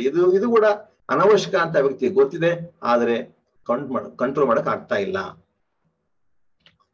ಸೊ ಏನ್ ಹಾಗಾದ್ರೆ ನಾವು 3-4 ತರದ ರೋಗ ಲಕ್ಷಣಗಳು ನೋಡಿದ್ವಿ. ಕೀಲು ರೋಗ ಅಂದ್ರೆ ಏನು? ನಮಗೆ ಬೇಡವಾದ, ಅಸಂಬದ್ಧ, ಅತಾರ್ಕಿಕ ಅಥವಾ ಇಲ್ಲಾಜಿಕಲ್, ಇರಾಷನಲ್, ಅಬ್ಸರ್ಡ್ ಅಂತ ಇಂಗ್ಲಿಷ್ ಏನ್ ಕರಿಬೇಕಾದ ಆಲೋಚನೆಗಳು, ಅಥವಾ ಎಕ್ಸೆಸಿವ್, ಅವು ಇಲ್ಲಾಜಿಕಲ್ ಅಥವಾ ಅಸಂಬದ್ಧ ಆಗಿರ್ಲಿಕ್ಕಿಲ್ಲ, ಆದ್ರೆ ಎಷ್ಟು ಬರ್ಬೇಕು ಅದಕ್ಕಿಂತ ಜಾಸ್ತಿ ನಮ್ಮ ಮನಸ್ಸಿಗೆ ಕೆಲವು ಅಸಂಬದ್ಧ ಆಲೋಚನೆಗಳು ಬರ್ತಾನೆ ಇರ್ತವೆ, ಬೇರೆ ಬರ್ತಾ ಇರುವಂತ ಆಲೋಚನೆಗಳು, ಅವಕ್ಕೆ ನಾವು ಗೀಳುಗಳು ಅಂತ ಕರಿತೀವಿ. ಈಗ ಪದೇ ಪದೇ ಮನಸ್ಸಿಗೆ ಬೇಡವಾದ ಆಲೋಚನೆಗಳು ಬಂದಾಗ ಗಾಬರಿ ಉಂಟಾಗತ್ತೆ, ಆತಂಕ ಉಂಟಾಗತ್ತೆ, ಅಸಮಾಧಾನ ಉಂಟಾಗತ್ತೆ. ಅದನ್ನ ಹೋಗಲಾಡಿಸ್ಕೊಳ್ಳೋಕೋಸ್ಕರ ಕೆಲವು ಕ್ರಿಯೆಗಳನ್ನ ನಾವು ಪದೇ ಪದೇ ಮಾಡ್ತಾನೆ ಇರ್ತೀವಿ. ಅವು ನಾವು ಕಂಪಲ್ಷನ್ಸ್ ಅಥವಾ ಬಲವಂತದ ಕ್ರಿಯೆಗಳು ಅಂತ. ಉದಾಹರಣೆಗೆ, ನನ್ನ ಕೈ ಕೊಳೆ ಆಗಿದೆ ಅನ್ನೋದು ನನ್ನ ಗೀಳು, ನಾನು ಹೋಗಿ ಪದೇ ಪದೇ ಪದೇ ತೊಳೆಯೋದು ಅದು ನನ್ನ ಬಲಚಾರಕ ಕ್ರಿಯೆಗಳು ಅಥವಾ ಕಂಪಲ್ಷನ್ಸ್. ಹಾಗೆ ಅನುಮಾನ ಬರುತ್ತೆ, ನಾನು ಬಾಗಿಲು ಹೊರಗೆ ಹಾಕಿದನೋ ಇಲ್ಲೋ, ಗ್ಯಾಸ್ ಸ್ಟವ್ ಆಫ್ ಮಾಡಿದನೋ ಇಲ್ಲ ಅಂತ ಹೇಳ್ಬಿಟ್ಟು ಆ ಅನುಮಾನವನ್ನು ಎಗ್ರೆಸ್ಗೋಸ್ಕರ ಒಂದು ಅರ್ಧ ಗಂಟೆ ಹೋಗ್ಬಿಟ್ಟು ನಾನು ಗ್ಯಾಸ್ ಸ್ಟವ್ ಆಫ್ ಮಾಡಿ ನಾನು ಚೆಕ್ ಮಾಡ್ತಾನೆ ಇರ್ತೀನಿ, ಅದು ಕಂಪಲ್ಷನ್ ಅಂತ ಕರಿತೀವಿ. ಸೊ ಈ ರೋಗದ ಲಕ್ಷಣಗಳು ಮುಖ್ಯವಾಗಿ ಗೀಳುಗಳು ಮತ್ತು ಬಲಾತ್ಕಾರಕ ಚರ್ಯಗಳು. ಬಲಾತ್ಕಾರಕ ಚರ್ಯಗಳಂತ ತಾತ್ಕಾಲಿಕವಾಗಿ ಗಾಬರಿ ಕಮ್ಮಿ ಆಗುತ್ತೆ ನಿಜ, ಆದ್ರೆ ಆ ತಾತ್ಕಾಲಿಕವಾಗಿ ಗಾಬರಿ ಕಮ್ಮಿ ಆಗುತ್ತೆ ಒಂದೇ ಕಾರಣಕ್ಕೋಸ್ಕರ ರಿಪೀಟ್ ಮಾಡೋದೇ ಜಾಸ್ತಿ ಆಗೋಗ್ಬಿಡುತ್ತೆ ಬರ್ತಾ ಬರ್ತಾ. ಹಾಗಾಗ್ಬಿಟ್ಟು ಗೀಳುಗಳಿಗಿಂತ ಬಲಾತ್ಕಾರಕ ಚರ್ಯಗಳ ಒಂದು ಸಮಸ್ಯೆ ಆಗೋಗ್ಬಿಡುತ್ತೆ ಯಾವಾಗ ರೋಗ ಉಲ್ಮಣಿಸಿದ ಹಾಗೇನೆ. ಸೊ ಹಾಗಾದ್ರೆ ಸಾಮಾನ್ಯವಾಗಿ ಕಂಡು ಬರುವಂತ ಗೀಳು ಏನು? ನಾನು ಈಗಾಗಲೇ ಹೇಳಿದ ಹಾಗೆ ಕೊಳಕಿನ ಬಗ್ಗೆ ಭಯ, ರೋಗ ಬಂದ್ಬಿಡುತ್ತೆ ಅನ್ನೋ ಭಯ, ಅಥವಾ ಯಾವ್ದಾದ್ರು ರೋಗನ ನನಗೆ ಬರ್ಬೋದು ಅಥವಾ ನಾನು ಬೇರೆಯವರಿಗೆ ರೋಗ ಹಬ್ಬಿಸ್ಬೋದು ಅಂತ. ಉದಾಹರಣೆಗೆ, ನನಗೆ ಏಡ್ಸ್ ಬರ್ಬೋದು ಅನ್ನೋದು ಒಂದು ಸಾಮಾನ್ಯವಾದ ಭಯ. ಹಾಗೆ ನಾವೆಲ್ಲ ಕೋವಿಡ್ ಟೈಮಲ್ಲಿ ನೋಡಿದೀವಿ, ಕೋವಿಡ್ ಬರ್ಬೋದು ನಮ್ಗೆಲ್ಲ ಭಯ ಇತ್ತು, ಆದ್ರೆ ಇವರಿಗೆ ಮಾಮೂಲಿ ಜನರಕ್ಕಿಂತ ವಿಪರೀತವಾದ ಭಯ. ಅಥವಾ ಕೆಲವರಿಗೆ ಈ ಯಾವುದೇ ರೋಗದ ಬಗ್ಗೆ ಭಯ ಇರೋದಿಲ್ಲ. ಸಾಮಾನ್ಯವಾಗಿ ಕೊಳಕಿನ ಬಗ್ಗೆ ವಿಪರೀತವಾದ ಏನ್ ಹೇಳ್ತಾರೆ ಅಸಹ್ಯಕರ ಭಾವನೆ, ಡಿಸ್ಗಸ್ಟ್ ಸೆನ್ಸಿಟಿವಿಟಿ ಅಂತೀವಿ. ಮಾಮೂಲಿಗಿಂತ ಜಾಸ್ತಿ ಡಿಸ್ಗಸ್ಟ್ ಫೀಲಿಂಗ್ ಆಗುತ್ತೆ ಅವರಿಗೆ. ಅದು ಬಹಳ ಸಾಮಾನ್ಯ ಕಂಡುಕೊಳ್ಳುವಂತ ರೋಗ ಲಕ್ಷಣ. ಎರಡನೇದು ನಾನು ಈಗಾಗಲೇ ಹೇಳಿದಾಗೆ ಫಾರ್ಬಿಡನ್ ಥಾಟ್ಸ್ ಅಥವಾ ಬೇಡವಾದ ಆಲೋಚನೆಗಳು. ಅವು ದೇವರು ಬಗ್ಗೆ ಇರ್ಬೋದು, ಧರ್ಮದ ಬಗ್ಗೆ ಇರ್ಬೋದು, ಲೈಂಗಿಕತೆ ಬಗ್ಗೆ ಇರ್ಬೋದು, ಅಥವಾ ಇನ್ನೊಬ್ಬರಿಗೆ ಹಾನಿ ಮಾಡ್ತೀನಿ ಅಥವಾ ನನಗೆ ನಾನೇ ಹಾನಿ ಮಾಡ್ಕೊಂಡ್ಬಿಡ್ತೀನಿ ಅನ್ನೋ ಭಯ ಇರ್ಬೋದು. ಉದಾಹರಣೆಗೆ, ನನಗೆ ಕೆಲವು ರೋಗಿಗಳು ಗೊತ್ತು, ಅವ್ರು ಫ್ಯಾನ್ ಕೆಳಗೆ ಕೂತ್ಕೊಂಡು ಕೆಲಸನೇ ಮಾಡೋದಿಲ್ಲ. ಯಾಕೆಂದ್ರೆ ನಾನು ಯಾವತ್ತು ಫ್ಯಾನ್ ನೇಣಾಕೊಂಡ್ಬಿಡ್ತೀನಿ ಏನೋ, ಅವ್ರಿಗೆ ನೇಣಾಕೊಂಡು ಭಯ ಇರೋದಿಲ್ಲ. ಫ್ಯಾನ್ ತಂದ ತಕ್ಷಣ ಅದಕ್ಕೆ ನೇಣಾಕೊಂಡ್ಬಿಡ್ತೀನಿ ಅಂತ ಅನ್ನೋದು, ಎಲ್ಲಾದ್ರೂ ಎತ್ತದ ಬಿಲ್ಡಿಂಗ್ ಹೋಗ್ಬಿಟ್ರೆ ನಾನು ಜಂಪ್ ಮಾಡಿಬಿಡ್ತೀನಿ ಅನ್ನೋ ಭಯ. ಈ ತರದ ಹಲವಾರು ಭಯಗಳಿರ್ಬೋದು. ಇನ್ನೂ ಒಂದು ಉದಾಹರಣೆ ಕೊಡೋದಾದ್ರೆ, ನನಗೆ ಗೊತ್ತಿರೋ ಪೇಷಂಟ್ ಸ್ಕೂಟರ್ ಹೊಡ್ಕೊಂಡು ಹೋಗ್ತಾ ಇರ್ಬೇಕಾದ್ರೆ ದಾರಿನಲ್ಲಿ ಯಾವ್ದಾದ್ರು ಮಗು ಮೇಲೆ ನಾನು ಹಾಕ್ಸ್ಬಿಡ್ತೀನಿ ಸ್ಕೂಟರ್ ಅಂತ ಹೇಳ್ಬಿಟ್ಟು ಹಿಂದೆ ಮುಂದೆ ನೋಡ್ಕೋತಾ ಹೋಗ್ತಾ ಇದ್ದ ಕಡೆಗೆ ತಾನೇ ಒಂದು ಆಕ್ಷನ್ ಮಾಡ್ಕೊಂಡ್ಬಿಟ್ಟೆ. ಯಾಕಂದ್ರೆ ಹಾಗೆ ತಿರುಗಿ ಚೆಕ್ ಮಾಡ್ತಾ ಇದ್ರೆ ಏನೋ ಒಂದು ನಿಮಗೆ ಆಕ್ಸಿಡೆಂಟ್ ಆಗೋ ಸಹಜವಾಗಿ ಹಾಗೆ ಆಗುತ್ತೆ. ಇನ್ನು ಒಂದು ಮೂರನೇ ತರದ್ದು ಅನುಮಾನಗಳು ಅಥವಾ ಶಂಕೆಗಳು. ಮಾಮೂಲಿ ದೈನಂದಿನ ಚಟುವಟಿಕೆಗಳನ್ನ ನಾವು ಪದೇ ಪದೇ ಮಾಡೋದು. ಯಾವುದು, ಗ್ಯಾಸ್ ಸ್ಟವ್ ಆಫ್ ಮಾಡಿ ಅಂತ ನೋಡೋದು, ಬಾಗಿಲು ಹಾಕಿರಲಿಲ್ಲ ಅಂತ ನೋಡೋದು, ದುಡ್ಡು ಎಣಿಸಿದನೆಲ್ಲ ಅಂತ ಪದೇ ಪದೇ ಚೆಕ್ ಮಾಡೋದು. ನಾಲ್ಕನೇದು ಸಾಮಾನುಗಳನ್ನ ಹೊಂದಿಸೋದು. ಇವೆಲ್ಲ ಉದಾಹರಣೆಗಳನ್ನ ನಾಗಲೇ ಕೊಟ್ಟಿದ್ದೀನಿ. ಇವು ಕಾಮನ್ ಅಬ್ಸೆಷನ್ಸ್. ಹಾಗಾದ್ರೆ ಕಾಮನ್ ಕಂಪಲ್ಷನ್ಸ್ ಏನು? ಕ್ಲೀನ್ ಮಾಡೋದು, ವಾಶ್ ಮಾಡೋದು, ಪದೇ ಪದೇ ಪರಿಶೀಲನೆ ಮಾಡೋದು, ಹೊಂದಿಸಿಡೋದು, ಅಥವಾ ಮಾಮೂಲಿ ಚಟುವಟಿಕೆ ದೈನಂದಿನ ಚಟುವಟಿಕೆಗಳನ್ನ ಮಾಡಿದ್ದನ್ನೇ ಪದೇ ಪದೇ ಮಾಡೋದು, ಕೌಂಟ್ ಮಾಡೋದು. ಆಮೇಲೆ ಕೆಲವರು ಇವು ಯಾವ್ದಾರು ಮಾಡೋದ್ರೆ ಮನಸ್ಸಲ್ಲಿ ಮಾತ್ರ ರಿಪೀಟ್ ಮಾಡ್ಕೊಂಡ್ರು. ಉದಾಹರಣೆಗೆ, ನನಗೊಂದು ಕೆಟ್ಟ ಆಲೋಚನೆ ಬಂತು, ಕೆಟ್ಟ ಲೈಂಗಿಕ ಆಲೋಚನೆ ಬಂತು, ಅದು ಹೋಗಿ ಆಡ್ಸ್ಕೋಬೇಕಾದ್ರೆ ದೇವ್ರಿಗೆ ಕ್ಷಮಿಸು ಅಂತ ಇಡೀ ದಿವಸ ಮನಸ್ಸಲ್ಲಿ ಹೇಳ್ಕೊತಾನೆ ಇರ್ತಾರೆ. ಪ್ರತಿ ಸರ್ತಿ ಕೆಟ್ಟ ಆಲೋಚನೆ ಬಂದಾಗೂ ದೇವ್ರಿಗೆ ಕ್ಷಮಿಸು ಅಂತ ಹೇಳ್ತಾರೆ. ಅಥವಾ ಒಂದು ಕೆಟ್ಟ ಆಲೋಚನೆನ ಒಂದು ಒಳ್ಳೆ ಆಲೋಚನೆ ರಿಪ್ಲೇಸ್ ಮಾಡೋದಕ್ಕೆ ನೋಡ್ತಾರೆ. ಹೀಗೆ ಹಲವಾರು ರೀತಿಯಲ್ಲಿ ಈ ಕಂಪಲ್ಷನ್ಸ್ ಕಾಣಿಸ್ಕೊಳ್ಳುತ್ತೆ. ನಾನು ಉದ್ದೇಶಪೂರ್ವಕ ಹಾಕಿದ್ದೇನೆ. ಇಲ್ಲಿ ಪೇಷಂಟ್ ಒಂದು ಕೈ ಇದೆ, ಅದು ತೊಳೆದು ಕೈ ಈ ತರ ಆಗಿರೋದು ನೀವು ನೋಡ್ಬೋದು. ಹಾಗಾದ್ರೆ ಗೀಳು ರೋಗದ ಸಬ್ ಟೈಪ್ಸ್ ಏನು? ಇವನ್ನೇ ನೀವು ಒಂದು 4-5 ವಿಧಗಳಾಗಿ ನೋಡಿದ್ರೆ, ತೊಳೆಯೋದು ಒಂದು ಸಬ್ ಟೈಪು, ಹಾಗೆ ಹೊಂದಿಸೋದು, ಬೇಡವಾದ ಆಲೋಚನೆ ಬರೋದು, ಆಮೇಲೆ ನನ್ನಿಂದಾಗಿ ಬೇರೆ ತೊಂದರೆ ಆಗುವಂತ, ಇವು ಸಾಮಾನ್ಯವಾಗಿ ಕಂಡು ಬರುವಂತ ಲಕ್ಷಣಗಳು. ಹಾಗಾದ್ರೆ ಯಾವ ಗೀಳುಗಳಲ್ಲ ಅಂದ್ರೆ ಮನಸ್ಸಿನಲ್ಲಿ ಪದೇ ಪದೇ ಬರುವಂತವು ಎಲ್ಲವೂ ಗೀಳುಗಳಲ್ಲ. ಹಾಗಾದ್ರೆ ಅಬ್ಸೆಷನ್ಸ್ ಅಂದ್ರೆ ಯಾವ ಅಬ್ಸೆಷನ್ಸ್ ಅಲ್ಲ ಅಥವಾ ಯಾವ ಗೀಳುಗಳಲ್ಲ? ಉದಾಹರಣೆಗೆ, ನಾವು ದೈನಂದಿನ ಮಾತುಕತೆಯಲ್ಲಿ ನಾವು ಹೇಳ್ಬೋದು, ಇಂಗ್ಲಿಷ್ ನಲ್ಲಿ ಹೇಳ್ತೀವಿ, ಕನ್ನಡದಲ್ಲಿ ಪದೇ ಪದೇ ಯೂಸ್ ಮಾಡೋದಿಲ್ಲ. ನನಗೆ ಕ್ರಿಕೆಟ್ ಅಂದ್ರೆ ಹುಚ್ಚು ಅಂತ ಕನ್ನಡದಲ್ಲಿ ಹೇಳ್ತೀವಿ, ಅವ್ರು I am obsessed with cricket ಅಂತ ಹೇಳ್ತಾರೆ, I am obsessed with her ಅಂತ ಹೇಳ್ತಾರೆ, I am obsessed with reading books ಅಂತಾರೆ. ಇದನ್ನ ಅಬ್ಸೆಷನ್ ಅನ್ನೋ ಶಬ್ದವನ್ನ ಇಂಗ್ಲಿಷ್ ನಲ್ಲಿ ಸಾಮಾನ್ಯವಾಗಿ ಉಪಯೋಗಿಸೋ ರೀತಿನೇ ಬೇರೆ, ನಾವು ಉಪಯೋಗಿಸೋ ರೀತಿನೇ ಬೇರೆ. ಸೊ ಇದನ್ನ ಮನಸ್ಸಲ್ಲಿ ಚೆನ್ನಾಗಿ ನೆನ್ಪಿಟ್ಕೋಬೇಕು, ಯಾಕಂದ್ರೆ ಬಹಳಷ್ಟು ಜನಕ್ಕೆ ತಮ್ಮ ಓಸಿಡಿ ಅಂತ ಅನ್ಕೊಂತಾರೆ. ಹಾಗೆ ಕೆಲವು ಮೂಢನಂಬಿಕೆಗಳು ಸಾಮಾನ್ಯವಾಗಿ ಎಲ್ಲ ಜನರಲ್ಲೂ ಇರ್ತವೆ. ಉದಾಹರಣೆಗೆ ನಿಮ್ಗೊಂದು ಉದಾಹರಣೆ ಕೊಡ್ತೀನಿ. ಈಗ ಬೆಕ್ಕು ದಾರಿಯಲ್ಲಿ ಅಡ್ಡ ಬಂದ್ರೆ ಏನೋ ಕೆಟ್ಟದಾಗತ್ತೆ ಅಂತ ಕೆಲವು ತುಂಬಾ ನಮ್ಮ ಹೋಗ್ಬೇಕಾದ್ರೆ ದಾರಿನಲ್ಲಿ ಬೇಕು ಬಂದ್ರೆ ಯಾವುದೇ ಬೆಕ್ಕು ಬಂತ ಅಂತ ಅನ್ಕೊಂಡ್ಬಿಟ್ಟು ಏನೋ ಸಣ್ಣ ಮಂತ್ರನೋ ಅಥವಾ ಏನೋ ಮನಸ್ಸಿಗೆ ಅನ್ಕೊಂಡ್ಬಿಟ್ಟು ಬರ್ತು ಬಿಡ್ತೀವಿ. ಕೆಲವರು ಇದಾರೆ ಅವ್ರಿಗೆ ಎಷ್ಟು ಸೂಪರ್ಸ್ಟಿಷಿಯಸ್ ಅಂದ್ರೆ ಆ ರೋಡಲ್ಲಿ ಬೆಕ್ಕುಗಳು ಅಂತ ಆ ರೋಡಲ್ಲಿ ಹೋಗೋದೇ ಇಲ್ಲ, 1 ಕಿಲೋಮೀಟರ್ ದಾರಿನ ಸುತ್ತಮುತ್ತ 3 ಕಿಲೋಮೀಟರ್ ಸುತ್ತಾಕೊಂಡ್ ಬರ್ತಾರೆ. ಯಾವಾಗ್ಲೂ ಬೆಕ್ಕುಗಳು ಕಾಣ್ತಾವ್ರು ನೋಡ್ತಾನೆ ಇರ್ತಾರೆ. ನಮಗೂ ಗೊತ್ತು ಬೆಕ್ಕುಗಳು ಬಂದ್ರೆ ಏನಾದ್ರು ಆಗ್ಬಿಡ್ಬೋದು ಅನ್ನೋ ಸಾಮಾನ್ಯವಾದ ಮೂಢನಂಬಿಕೆ. ಆದ್ರೆ ಇದು ಒಂದು ಕಾಯಿಲೆಯ ಮಟ್ಟದಲ್ಲಿ ಇರುತ್ತೆ. ಯಾವ ಮಟ್ಟಕ್ಕೆ ಅಂದ್ರೆ ಅವ್ರ ಬೆಕ್ಕುಗಳು ನೋಡಿದ್ರೆ ಒಂದ್ ಕೆಲಸ ಆಗೋಗ್ಬಿಡುತ್ತೆ ದಾರಿನಲ್ಲಿ. ಸೊ ಸಾಮಾನ್ಯವಾಗಿ ಜನಸಾಮಾನ್ಯರಲ್ಲಿ ಕಂಡು ಬರುವಂತ ಮೂಢನಂಬಿಕೆಗಳು ಬೇರೆ, ಅವು ಒಂದು ಗೀಳುಗಳಾದಾಗಂತ ನೋಡುವಂತ ಮೂಢನಂಬಿಕೆಗಳು ಬೇರೆ. ಅದು ಮನಸ್ಸಲ್ಲಿ ಚೆನ್ನಾಗಿ ನೆನ್ಪಿಟ್ಕೋಬೇಕು. ಹಾಗೇನೆ ಇನ್ನೊಂದು ವಿಷಯ ನಿಮ್ಗೆ ಹೇಳಲೇಬೇಕು. ಈ ತರಹದ ಆಲೋಚನೆಗಳು, ಈ ಗೀಳುಗಳು ಸಾಮಾನ್ಯ ಜನರಲ್ಲಿ ಬರ್ತವ ಅನ್ನೋ ಪ್ರಶ್ನೆ. ಯಾಕಂದ್ರೆ ನಿಮ್ ಮನಸ್ಸಲ್ಲೂ ಯಾವಾಗಲೂ ಈ ತರದ ಆಲೋಚನೆಗಳು ಬಂದೇ ಇರ್ತವೆ. ಒಂದು ಅಧ್ಯಯನದ ಯಾಕೆ 3-4 ದೊಡ್ಡ ಅಧ್ಯಯನಗಳ ಪ್ರಕಾರ ಮಕ್ಕಳಲ್ಲಿ, ವಯಸ್ಕರಲ್ಲಿ ನಮಗೆ ಬೇಡವಾದ ಆಲೋಚನೆಗಳು ಬರೋದು ಸಾಮಾನ್ಯ. 98%, 98% ಜನಕ್ಕೆ ಬೇಡವಾದ ಆಲೋಚನೆಗಳು ಬರ್ತವೆ. ಆ ಆಲೋಚನೆಗಳಿಗೂ ಗೀಳು ರೋಗದ ಆಲೋಚನೆಗಳಿಗೂ ಏನು ದೊಡ್ಡ ವ್ಯತ್ಯಾಸ ಇಲ್ಲ. ಆದ್ರೆ ಗೀಳು ರೋಗದಲ್ಲಿ ಬರುವಂತ ಆಲೋಚನೆಗಳು ಬಹಳಷ್ಟು ಹೊತ್ತು ನಿಮ್ಮ ಮನಸ್ಸಲ್ಲಿ ಇರ್ತವೆ. ನಿಮ್ಮ ಮನಸ್ಸಿಂದ ಹೊರಗೆ ನುಗ್ಲಿಕ್ಕೆ ಆಗೋದೇ ಇಲ್ಲ. ಅವನು ತಿಳಿಯೋದಕ್ಕೋಸ್ಕರ ನೀವು ಇನ್ನೇನು ಬಲಾತ್ಕಾರ ಚರ್ಯಗಳು ಮಾಡಬೇಕು. ಉದಾಹರಣೆಗೆ ಬೇಡವಾದ ಲೈಂಗಿಕ ಆಲೋಚನೆಗಳು ಅಥವಾ ಬೇಡವಾದ ಕೆಟ್ಟ ಆಲೋಚನೆಗಳು ಎಲ್ಲರ ಮನಸ್ಸಲ್ಲೂ ಬರುತ್ತೆ. ಆದ್ರೆ ಇವು ಓಸಿಡಿನಲ್ಲಿರೋರಿಗೆ ಬಹಳ ಸತತವಾಗಿ ಪದೇ ಪದೇ ಇಷ್ಟೇ ವಿರುದ್ಧವಾಗಿ ಬರೋದಕ್ಕೆ ಕಾರಣವಾಗ್ತವೆ. ಅದ್ ಯಾಕೆ ಅಂತ ಮತ್ತೆ ಆ ವಿಷಯಕ್ಕೆ ಮತ್ತೆ ಇನ್ನೊಮ್ಮೆ ಬರ್ತೀನಿ ನಾನು. ಯಾವಾಗ ನಾರ್ಮಲ್ ಗೀಳು ರೋಗ ಆಗೋಗ್ಬಿಡುತ್ತೆ ಅನ್ನೋದನ್ನ ಆಮೇಲೆ ಮಾತಾಡ್ತೀನಿ ಮತ್ತೆ ನಾನು. ಸೊ ಎಷ್ಟು ಸಾಮಾನ್ಯವಾಗಿ ಎಷ್ಟು ಜನರಲ್ಲಿ ಓಸಿಡಿ ಕಂಡು ಬರುತ್ತೆ? ನಾವು ನಮ್ಮ ದೇಶದಲ್ಲಿ, ಭಾರತದಲ್ಲಿ ನಡೆದ ಒಂದು ಅಧ್ಯಯನದ ಪ್ರಕಾರ 1% ಜನರಲ್ಲಿ ಗೀಳು ಕಾಯಿಲೆ, ಪ್ರತಿ 100ರಲ್ಲಿ ಒಬ್ಬರಲ್ಲಿ ಗೀಳು ಕಾಯಿಲೆ ಇರ್ಬೋದು ಅಂತ. ಆದ್ರೆ ನೀವು ನಾರ್ತ್ ಅಮೆರಿಕಾ, ಯುರೋಪ್ ಮತ್ತು ಬೇರೆ ದೇಶಗಳಲ್ಲಿ ಮಾಡೋ ಸರ್ವೆಗಳ ಪ್ರಕಾರ, ಎಪಿಡೆಮಿಯಾಲಜಿಕಲ್ ಸ್ಟಡೀಸ್ ನಾವೇನು ಕರಿತೀವಿ, ಅದರಲ್ಲಿ 2-3 ಜನರಲ್ಲಿ ಗೀಳು ರೋಗ ಇರ್ಬೋದು. ನನ್ನ ಅಂದಾಜು ಏನಂದ್ರೆ 2-3% ಜನರಲ್ಲಿ ಗೀಳು ರೋಗ ಇದ್ರು. ಅದರಲ್ಲಿ 1% ಜನಕ್ಕೆ ತುಂಬಾ ಸಿವಿಯರ್ ಆಗಿರುತ್ತೆ. ಎಷ್ಟು ಮಟ್ಟಿಗೆ ಅಂದ್ರೆ ಅವ್ರಿಗೆ ಚಿಕಿತ್ಸೆ ಬೇಕೇ ಬೇಕಾಗುತ್ತೆ. ಬಹುಶಃ ಇನ್ನೂ 1% ಜನ ಹೇಗೋ ಜೀವನ ನಡ್ಸ್ಕೊಂಡು ಹೋಗ್ತಾರೆ, ಅವ್ರು ಡಾಕ್ಟರ್ ಹತ್ರ ಬರೋದೇ ಇಲ್ಲ ಅಂತ. ಹೆಂಗಸರಲ್ಲಿ, ಗಂಡಸರಲ್ಲಿ ಇಬ್ಬರಲ್ಲೂ ಸಾಮಾನ್ಯ ಕಂಡು ಬರುತ್ತೆ. ತುಂಬಾ ಏನು ವ್ಯತ್ಯಾಸ ಇಲ್ಲ. ಈ ಕಾಯಿಲೆ ಇನ್ನೊಂದು ಮುಖ್ಯವಾದ ಲಕ್ಷಣ ಏನಂದ್ರೆ, ಹೆಚ್ಚು ಕಡಿಮೆ ಒಂದು 30-40% ಜನರಲ್ಲಿ ಕಾಯಿಲೆ ಶುರುವಾಗೋದು ಬಹಳ ಸಣ್ಣ ವಯಸ್ಸಲ್ಲಿ. ಹೇಗೆ? ಕೆಲವು 10 ವರ್ಷಕ್ಕಿಂತ ಮೊದಲು ಶುರುವಾಗುತ್ತೆ. ನಾನು 4 ವರ್ಷದ ಮಕ್ಕಳಿಗೆ ಕಾಯಿಲೆ ಬಂದಿರೋದು ನೋಡಿದ್ದೀನಿ. ಅಂದ್ರೆ ಸಣ್ಣ ವಯಸ್ಸಿನಲ್ಲಿ ಶುರುವಾಗಿ ಚಿಕಿತ್ಸೆ ಕೊಡದೇ ಇದ್ರೆ ವರ್ಷಾನುಗಟ್ಟಲೆ ಉಳಿದು ಬಿಡೋ ಚಾನ್ಸ್ ತುಂಬಾ ಇರುತ್ತೆ. ಆಮೇಲೆ ನೀವು ಮಕ್ಕಳಲ್ಲಿ ಇದು ಎಷ್ಟು ಕಾಮನ್ ಅಂತ ಕೇಳಿದ್ರೆ, ಅಲ್ಲಿ ಕೂಡ ಹೆಚ್ಚು ಕಡಿಮೆ 1% ಮಕ್ಕಳಲ್ಲಿ ಕಾಯಿಲೆ ಕಂಡು ಬರುತ್ತೆ. ಇತ್ತೀಚೆಗೆ ನಿಮ್ಯಾನ್ಸಲ್ಲಿ ನಾವು ತುಂಬಾ ಮಕ್ಕಳು ನೋಡ್ತಾ ಇದೀವಿ ಗೀಳು ರೋಗ ಇರೋರು ಚಿಕಿತ್ಸೆ ಕರ್ಕೊಂಡ್ ಬರೋದು.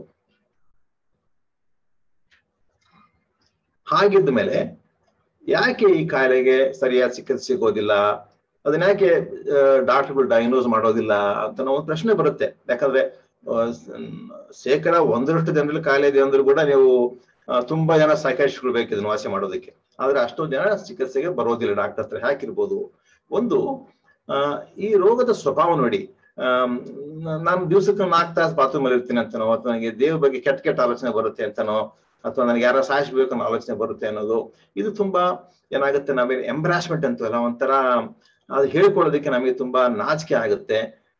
ಏನೋ ತಪ್ಪು. ಆಮೇಲೆ ನಮ್ಮ ತಂದೆ ತಾಯಿಗಳ ಬಗ್ಗೆನೋ ಅಥವಾ ನಮ್ಮ ಕುಟುಂಬದಲ್ಲಿರೋ ಬಗ್ಗೆನೋ ನಮಗೆ ಲೈಂಗಿಕ ಆಲೋಚನೆ ಬಂದ್ರೆ ಅದನ್ನ ತುಂಬಾ ನಾವೇನ್ ಹೇಳ್ತೀವಿ, ತಪ್ಪಿತಸ್ಥ ಮನೋಭಾವ, ಅವಮಾನ ಅನ್ಸುತ್ತೆ ನಮಗೆ. ನಮ್ಮ ತಾಯಿ ಬಗ್ಗೆನೋ, ಅಕ್ಕ ತಂಗಿಯರ ಬಗ್ಗೆನೋ, ಅಥವಾ ನಮಗೆ ಬೇಕಾಗಿರೋ ತುಂಬಾ ಹತ್ತಿರದ ವ್ಯಕ್ತಿಗಳ ಬಗ್ಗೆ ನಮಗೆ ಬೇಡವಾದ ಲೈಂಗಿಕ ಆಲೋಚನೆಗಳು ಪದೇ ಪದೇ ಬರ್ತಾರೆ. ಹೆಂಗೆ ಹೇಳ್ಕೊಡೋದು ನಾವು?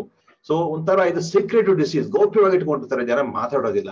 ಆಮೇಲೆ ಎರಡನೇದಾಗಿ, ಇದು ಒಂದು ಕಾಯಿಲೆ ಅಂತ ಅರ್ಥವಾಗ್ಲಿಕ್ಕೆ ಬಹಳಷ್ಟು ಜನಕ್ಕೆ ವರ್ಷಗಳೇ ತಿಳಿದು ಹೋಗ್ಬಿಡುತ್ತೆ. ಉದಾಹರಣೆಗೆ, ಕೆಲವು ಸಂಶೋಧನೆಗಳ ಪ್ರಕಾರ ಅಮೆರಿಕದಂತ ಮುಂದುವರೆದ ದೇಶದಲ್ಲೂ ಕೂಡ 10-15 ವರ್ಷ ಆಗುತ್ತೆ ಒಬ್ಬ ವ್ಯಕ್ತಿ ನನಗೆ ಕಾಯಿಲೆ ಇದೆ ಅಂತ ಡಾಕ್ಟರ್ ಹತ್ರ ಹೋಗೋದಿಕ್ಕೆ. ನನ್ನ ಅಂದಾಜಿನ ಪ್ರಕಾರ ನಮ್ಮ ಕ್ಲಿನಿಕ್ ಬರೋ ರೋಗಿಗಳು ನೋಡಿದ್ರೆ ಅವ್ರಿಗೆ ಕನಿಷ್ಠ 5-6 ವರ್ಷ ಆದ್ರೂ ಕಾಯಿಲೆ ಇದ್ದೇ ಇರುತ್ತೆ ಬಹಳಷ್ಟು ಜನಕ್ಕೆ ಡಾಕ್ಟರ್ ಹತ್ರ ಹೋಗೋದ್ರೊಳಗೆ. ಒಂದು ಅರ್ಥ ಏನು, ಅವರು ಗೌಪ್ಯವಾಗಿ ತಮ್ಮಷ್ಟಕ್ಕೆ ತಾವೇ ಯಾರ ಹತ್ರ ಹೇಳ್ಕೊಳ್ಳಾರ್ದನೆ ಈ ಕಾಯಿಲೆ ಬಗ್ಗೆ ಸಫರ್ ಮಾಡ್ತಾನೆ ಇರ್ತಾರೆ. ಆಮೇಲೆ ಇದಕ್ಕೆ ಎಷ್ಟೊಂದು ಜನಕ್ಕೆ ಆ ಕಾಯಿಲೆ ಇರೋರು ಬಿಟ್ಬಿಡಿ, ವೈದ್ಯರಿಗೆ ಇದು ಒಂದು ಕಾಯಿಲೆ ಅನ್ನೋ ಒಂದು ಅನ್ನೋ ವಿಷಯ ಗೊತ್ತಿಲ್ಲ. ಹಾಗಾಗ್ಬಿಟ್ಟು ಅದನ್ನ ಯಾರು ಡಯಾಗ್ನೋಸ್ ಮಾಡೋದಿಲ್ಲ, ಡಾಕ್ಟರ್ ಹತ್ರ ಕಳಿಸೋದು ಇಲ್ಲ. ಇನ್ನು ಒಂದು, ನೀವು ಇಂಟರ್ನೆಟ್ ಅಲ್ಲಿ ಚೆಕ್ ಮಾಡಿದ್ರೆ ಹೋಗ್ಬಿಟ್ಟು OCD ಅಂತ ಟೈಪ್ ಮಾಡಿ ನೀವು ಈ ಕಾಯಿಲೆಗೆ ಕ್ಯೂರ್ ಇಲ್ವೇನೋ ಅನ್ಸ್ಬಿಡುತ್ತೆ. ಹೇಗೆ ಅಂದ್ರೆ ಅಲ್ಲಿ ಓದ್ತೀನಿ ನೀವು obsessive compulsive disorder is a chronic and remitting illness with fluctuations in symptoms. ಅದ್ರ ಅರ್ಥ ಏನೋ ಒಂದ್ಸರಿ ಕಾಯಿಲೆ ಬಂದ್ರೆ ನೀವು ಕಡೆಯವರೆಗೂ ಇರುತ್ತೆ, ಸ್ವಲ್ಪ ಹೆಚ್ಚು ಕಡಿಮೆ ಆಗ್ತಾನೆ ಇರುತ್ತೆ, ಬಟ್ ಹೋಗೋದಿಲ್ಲ ಅಂತಂದು. ಇದು ಸ್ವಲ್ಪ ಮಟ್ಟಿಗೆ ನಿಜ ಇರ್ಬೋದು ಕೆಲವು ಪೇಷಂಟ್ಸ್ ಅಲ್ಲಿ, ಬಟ್ ಬಹಳಷ್ಟು ಜನರಲ್ಲಿ ಇದಕ್ಕೆ ಒಂದು ಕ್ಯೂರ್ ಅಥವಾ ಅಟ್ಲೀಸ್ಟ್ ತಾತ್ಕಾಲಿಕ ಶಮನ ಅಂತ ಇದ್ದೇ ಇದೆ. ಸೊ ಕಾಯಿಲೆ ವಾಸಿ ಆಗಲ್ಲ ಡಾಕ್ಟರ್ ಯಾಕೆ ಹೋಗ್ಬೇಕು ಅಂತ ಹೇಳ್ಬಿಟ್ಟು ಬಹಳ ಜನ ಟ್ರೀಟ್ಮೆಂಟ್ ಬರೋದೇ ಇಲ್ಲ. ನಾವು ಗೀಳು ರೋಗದ ಬಗ್ಗೆ ಹೇಳಿದೆ. ಗೀಳು ರೋಗಕ್ಕೆ ಸಂಬಂಧಪಟ್ಟಾಗೆ ಕೆಲವು ರೋಗಗಳಿದಾವೆ. ಉದಾಹರಣೆಗೆ ನೀವು ಈ ವರ್ಣ ಕೇಳಿದ್ರೆ ಇಲ್ಲೋ body dysmorphic disorder. Body dysmorphic disorder ಅಂದ್ರೆ ರೂಪದ ಬಗ್ಗೆ ಭಯ. ರೂಪ ಅಂದ್ರೆ ಇವರಿಗೆ ತಮ್ಮ ರೂಪದ ಬಗ್ಗೆ ಎಷ್ಟು ಒಂದು ಗೀಳು ಇರುತ್ತೆ. ಇದು ಕೂಡ ಒಂದು ಗೀಳು ಕಾಯಿಲೆನೆ, ಆದ್ರೆ ಬರೀ ರೂಪದ ಬಗ್ಗೆ ಮಾತ್ರ. ಉದಾಹರಣೆಗೆ ನನ್ನ ಮೂಗು ಚೆನ್ನಾಗಿಲ್ಲ, ಅಥವಾ ನನ್ನ ಏನೋ ಭುಜ ಚೆನ್ನಾಗಿಲ್ಲ, ನನ್ನ ಕೂದಲು ಹಿಂದಕ್ಕೆ ಸರಿತಾ ಇದೆ, ನನ್ನ ಹುಬ್ಬು ಸರಿ ಇಲ್ಲ, ಅಥವಾ ನನ್ನ ತುಟಿಗಳು ದಪ್ಪುಗಳಿದೆ. ಯಾವಾಗಲೂ ಇವರಿಗೆ ತಾವು ಹೇಗೆ ಕಾಣಿಸ್ತೀವಿ ಅನ್ನೋದ್ರ ಬಗ್ಗೆ ವಿಪರೀತವಾದ ಏನಂತ ಹೇಳಿದ್ರೆ ಪ್ರಿಯಾಕ್ಯುಪೇಷನ್ ಅಂತ ಹೇಳ್ಬೋದು, ಗೀಳು. ಎಷ್ಟು ಮಟ್ಟಿಗೆ ಅಂದ್ರೆ ಕೆಲವರು ಗಂಟೆಗಳ ಕಾಲ ಕನ್ನಡಿ ಮುಂದೆ ನಿಂತ್ಕೊಂಡ್ಬಿಟ್ಟು ತಾವು ಹುಬ್ಬು ಸರಿಗಿದೆಯೋ ಇಲ್ಲೋ, ಮೂಗು ಸರಿಗಿದೆಯೋ ಚೆಕ್ ಮಾಡ್ತಾನೆ ಇರ್ತಾರೆ. ಬೇರೆಯವ್ರ ಮೂಗು ಜೊತೆ ಚೆಕ್ ಮಾಡ್ತಾರೆ. ಇನ್ನು ಕೆಲವರು ಅದನ್ನ ಮುಚ್ಚಿಟ್ಕೊಳ್ಳೋದಕ್ಕೆ ದೊಡ್ಡ ದೊಡ್ಡ ಗಾಗಲ್ಸ್ ಹಾಕೋತಾರೆ, ಅಥವಾ ಮುಖನೇ ತೋರ್ಸಲ್ಲ ಸರಿಯಾಗಿ. ನಾವೇನ ಕ್ಯಾಮಫ್ಲೇಜಿಂಗ್ ಅಂತ ಹೇಳ್ತೀವಲ್ಲ, ತಮ್ಮ ನೋಡೋದಕ್ಕೆ ತಮಗೇನು ಅಸಹ್ಯ ಅನ್ಸುತ್ತೆ ಅಂತದನ್ನ ಮುಚ್ಚಿಟ್ಟುಕೊಳ್ಳೋದಕ್ಕೆ ಬಹಳಷ್ಟು ಪ್ರಯತ್ನ ಮಾಡ್ತಾರೆ. ಹೊರಗಡೆ ಹೋದ್ರೆ ಜನ ಎಲ್ಲ ನಮ್ಮನ್ನೇ ನೋಡ್ತಾ ಇದಾರೆ, ಇವನೆಷ್ಟು ಕೂರ್ಪೆ ಅಂತ ಮಾತಾಡ್ಕೊಳ್ತಾನೆ ಇದಾರೆ ಅಂತ ಹೇಳ್ಬಿಟ್ಟು ಹೊರಗಡೆ ಹೋಗೋದೇ ಇಲ್ಲ ಜನ, ಎಷ್ಟೊಂದು ಜನ. ಇದು ಬಾಡಿ ಡಿಸ್ಮಾರ್ಫಿಕ್ ಡಿಸಾರ್ಡರ್ ಅಂತ. ಈ ಕಾಯಿಲೆ ನಮ್ಮಲ್ಲಿ ಈಗಲೂ ಕೂಡ ಬಹಳಷ್ಟು ಜನ ಚಿಕಿತ್ಸೆ ಬರೋದೇ ಇಲ್ಲ. ಕೆಲವರು ಗೀಳು ಬರ್ತಾರೆ, ನಾನು ನೋಡಿದ್ದೀನಿ. ಆದ್ರೆ ಬಾಡಿ ಡಿಸ್ಮಾರ್ಫಿಕ್ ಡಿಸಾರ್ಡರ್ ಟ್ರೀಟ್ಮೆಂಟ್ ಬರೋದು ನಾನು ಬಹಳ ಕಡಿಮೆ ಜನ ನೋಡಿದ್ದೀನಿ.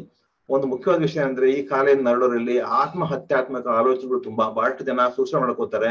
ಈ ಕಾಯಿಲೆ ಕಂಡು ಬಂದ್ರೆ ಟ್ರೀಟ್ಮೆಂಟ್ ತಗೊಳ್ಳೋದು ಬಹಳ ಮುಖ್ಯ. ಹಾಗೆ ಹೋರ್ಡಿಂಗ್ ಡಿಸಾರ್ಡರ್ ಅಂದ್ರೆ ಎಲ್ಲ ಕೆಲ್ಸಕ್ಕೆ ಬರೋ ಸಾಮಾನುಗಳೆಲ್ಲ ರೂಮಲ್ಲಿ ಕೂಡಿಡೋದು. ಎಷ್ಟು ಮಟ್ಟಿಗೆ ಅಂದ್ರೆ ನಿಮಗೆ ನಿಮ್ ಮನೆಯಲ್ಲಿ ಓಡ್ಲಿಕ್ಕೆ ಜಾಗನೇ ಇರೋದಿಲ್ಲ, ಬಿಸಾಡೋದಕ್ಕೆ ಆಗಲ್ಲ. ಅವ್ರಿಗೆ ಹಳೆ ಪುಸ್ತಕಗಳು, ಕೆಲ್ಸಕ್ಕೆ ಬರೋ ಸಾಮಾನುಗಳು ಎಷ್ಟು ಕೂಡಿಟ್ಟಿರ್ತಾರೆ ಅಂದ್ರೆ ನೀವು ಯಾವ ಪರ್ಪಸ್ಗೋಸ್ಕರ ನಿಮ್ಮ ಆ ರೂಮ್ ಇರುತ್ತೆ ಆ ಪರ್ಪಸ್ ಯೂಸ್ ಮಾಡಕ್ ಆಗೋದೇ ಇಲ್ಲ. ಎಷ್ಟು ಮಟ್ಟಿಗೆ ಕೆಲವು ಕಡೆ ಅಂದ್ರೆ ಬೆಂಕಿಯಲ್ಲಿ ಹತ್ಬಿಡುವುದು, ಅಷ್ಟೊಂದ್ ಜನ ಕೂಡಾಕ್ತಾರೆ. ಇನ್ನ ಒಂದು ಟ್ರೈಕೋಟಿಲೋಮೆನಿಯಾ ಅಥವಾ ನಾವೇನ್ ಕರಿತೀವಿ ಪದೇ ಪದೇ ಕೂದಲು ಕೀಳೋದು. ಕೆಲವರು ಕೂದಲು ಎಷ್ಟು ಮಟ್ಟಿಗೆ ಕೀಳ್ತಾರೆ ಅಂದ್ರೆ ಗಂಟೆಗಟ್ಟಲೆ ಕೀಳ್ತಾರೆ, ಫುಲ್ ತಲೆ ಎಲ್ಲ ಬಾಲ್ಡಾಗಿ ಹೋಗಿರುತ್ತೆ. ಇನ್ನು ಕೆಲವರು ಸ್ಕಿನ್ ಪಿಕಿಂಗ್ ಡಿಸಾರ್ಡರ್ ಅಂತ ನಾವೇನ್ ಕರಿತೀವಿ. ಸ್ಕಿನ್ ಪಿಕಿಂಗ್ ಅಂದ್ರೆ ಚರ್ಮನ ಕಿತ್ಕೊಳ್ಳೋದು ಎಲ್ಲ ಕಡೆ.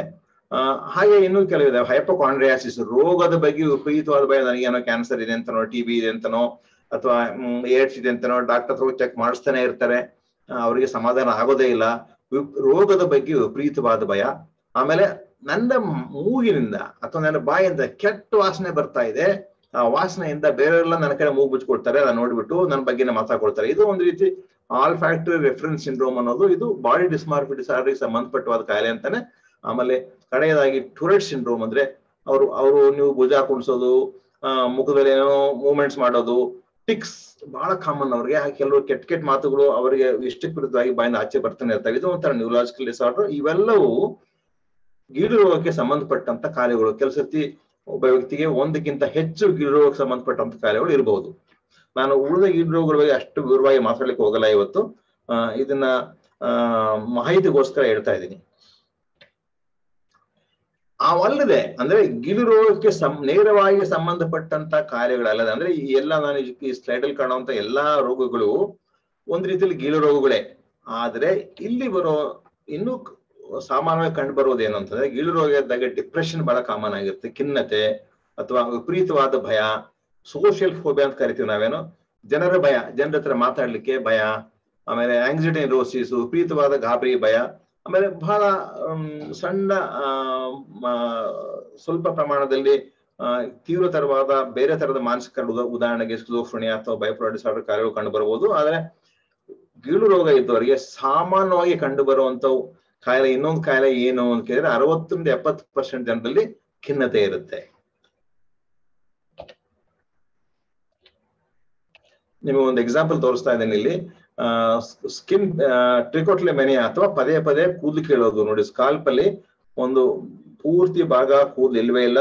ನಾನು ಪೂರ್ತಿ ತಲೆಯಲ್ಲಿರೋ ಕೂದಲೆಲ್ಲ ರಾತ್ರಿ ಎಲ್ಲ ಕೂದಲು ಕಿತ್ಕೊಂಡವ್ರು ನಾನು ಸುಮಾರು ಜನ ನೋಡಿದ್ದೀನಿ. ಇಲ್ಲಿ ಇನ್ನೊಬ್ಬ ವ್ಯಕ್ತಿ ತನ್ನ ಕೈಲಿರೋ ಚರ್ಮವನ್ನ ಹೇಗೆ ಕಿತ್ಕೊಂಡಿದ್ದಾನೆ ನೋಡಿ, ಕಿತ್ಕೊಳ್ತಾನೆ ಇರ್ತಾನೆ. ಆ ಕಿತ್ಕೊಳ್ಳೋದ್ರಿಂದ ಎಷ್ಟು ಮಾಡಿ ಕೆಲಸ ಬ್ಲೀಡಿಂಗ್ ಅಲ್ಲಿ ಆಗೋಗ್ಬಿಡುತ್ತೆ. ಇದನ್ನ ಸ್ಕಿನ್ ಪಿಕ್ಕಿಂಗ್ ಅಂತ ಹೇಳ್ತಾರೆ. ಆಯ್ತು, ಈ ರೋಗಕ್ಕೆ ಕಾರಣಗಳೇನು? ಬಹಳಷ್ಟು ಮಾನಸಿಕ ಕಾಯಿಲೆಗಳಿಗೆ ಇಂಥದೇ ಅಂತ ಖಚಿತವಾದ ಕಾರಣಗಳು ಹೇಳಷ್ಟು ಮಟ್ಟಿಗೆ ನಾವು ವಿಜ್ಞಾನದಲ್ಲಿ ಮುಂದುವರೆದಿಲ್ಲ. ಆದ್ರೆ ಹಲವಾರು ಕಾರಣಗಳನ್ನು ನಾವು ಊಹಿಸಬಹುದು. ಉದಾಹರಣೆಗೆ ಎನ್ವಿರಾನ್ಮೆಂಟಲ್ ಫ್ಯಾಕ್ಟರ್ಸ್, ಅಥವಾ ನಾವು ಸಣ್ಣವರಿದ್ದಾಗೆ ಅನುಭವಿಸಬಹುದಾಗಿರಂತ ಒತ್ತಡಗಳು ಇರ್ಬೋದು, ಅಥವಾ ಚೈಲ್ಡ್ ಅಬ್ಯೂಸ್ ಅಂತ ನಾವೇನ್ ಕರಿತೀವಿ ಅದರಿಂದ ಆಗಿರ್ಬೋದು, ಅಥವಾ ನಮಗೆ ಆನುವಂಶಿಕವಾಗಿ ಈ ಗೀಳು ರೋಗ ಬರುವಂತ ಒಂದು ವಲ್ನರಬಿಲಿಟಿ ಇರ್ಬೋದು. ಉದಾಹರಣೆಗೆ ನನಗೆ ಗೀಳು ರೋಗ ಎಂತ ಇದೆ ಅಂತಂದ್ರೆ, ನನ್ನ ಮಕ್ಕಳಿಗೆ ಅಥವಾ ನನ್ನ ಜೊತೆಲಿ ಹುಟ್ಟಿರೋರಿಗೆ ಆ ಕಾಯಿಲೆ ಬರೋ ರಿಸ್ಕ್ ಒಂದು 10-20% ಇರುತ್ತೆ.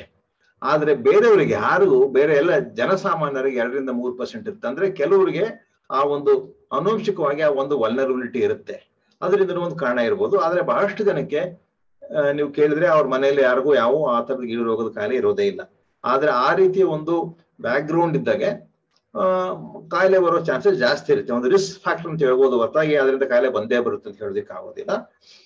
ಈಗ ಮುಖ್ಯವಾಗಿ ನೀವು ಯಾರೇ ಡಾಕ್ಟರ್ ಹತ್ರ ಹೋಗಿ, ಡಾಕ್ಟರ್ ನನಗೆ ಯಾಕೆ ಔಷಧಿ ಕಾಯಿಲೆ ಬಂತು ಅಂತ ಕೇಳಿ, ಅವ್ರ ತಕ್ಷಣ ಹೇಳ್ಬಿಡ್ತಾರೆ ನಿಮ್ದು ಬ್ರೈನ್ ನಲ್ಲಿ ಸೆರೋಟಿನಿನ್ ಕಡಿಮೆ ಆಗಿದೆ, ಮಾತ್ರೆ ಕೊಡ್ತೇನೆ, ಸೆರೋಟಿನಿನ್ ಜಾಸ್ತಿ ಆಗುತ್ತೆ, ಚೆನ್ನಾಗಿ ಆಗ್ಬಿಡುತ್ತೆ, ತಗೊಂಬಿಡಿ ಅಂತ. ನಾನು ಸುಮಾರು ಜನಕ್ಕೆ ಇದನ್ನ ಹೇಳಿದ್ದೀನಿ. ಯಾಕಂದ್ರೆ ಈ ತರ ಉತ್ತರ ಕೊಡೋದು ಬಹಳ ಸುಲಭ, ಆಮೇಲೆ ಅವ್ರಿಗೂ ಕನ್ವಿನ್ಸ್ ಆಗುತ್ತೆ, ಮಾತ್ರ ತಗೊಂಡು ಹೋಗ್ತಾರೆ. ಹೌದು, ಇದರಲ್ಲಿ ಸ್ವಲ್ಪ ಮಟ್ಟಿಗೆ ಸತ್ಯ ಇದೆ. ಸೆರೋಟಿನಿನ್ ಕಡಿಮೆ ಇರಬಹುದು, ಆ ವಿಷಯಕ್ಕೆ ನಮ್ಮೇ ಬರ್ತೀನಿ. ಹಾಗೇನೆ ನಮ್ಮ ಮೆದುಳಿನಲ್ಲಿ ಹಲವಾರು ನರ ಏನ್ ಹೇಳ್ತಾರೆ ನ್ಯೂರಲ್ ಸರ್ಕ್ಯೂಟ್ಸ್ ಅಂತ ಹೇಳ್ತೀವಲ್ಲ ನಾವು, ವ್ಯೂಹಗಳಿದೆ. ಅದರಲ್ಲಿ ಗ್ಲೂಟಾಮೈಟ್ ಮತ್ತು ಡೋಪಮಿನ್ ಇಂದಾಗಿ ಎಕ್ಸೈಟೇಷನ್ ಆಗುತ್ತೆ.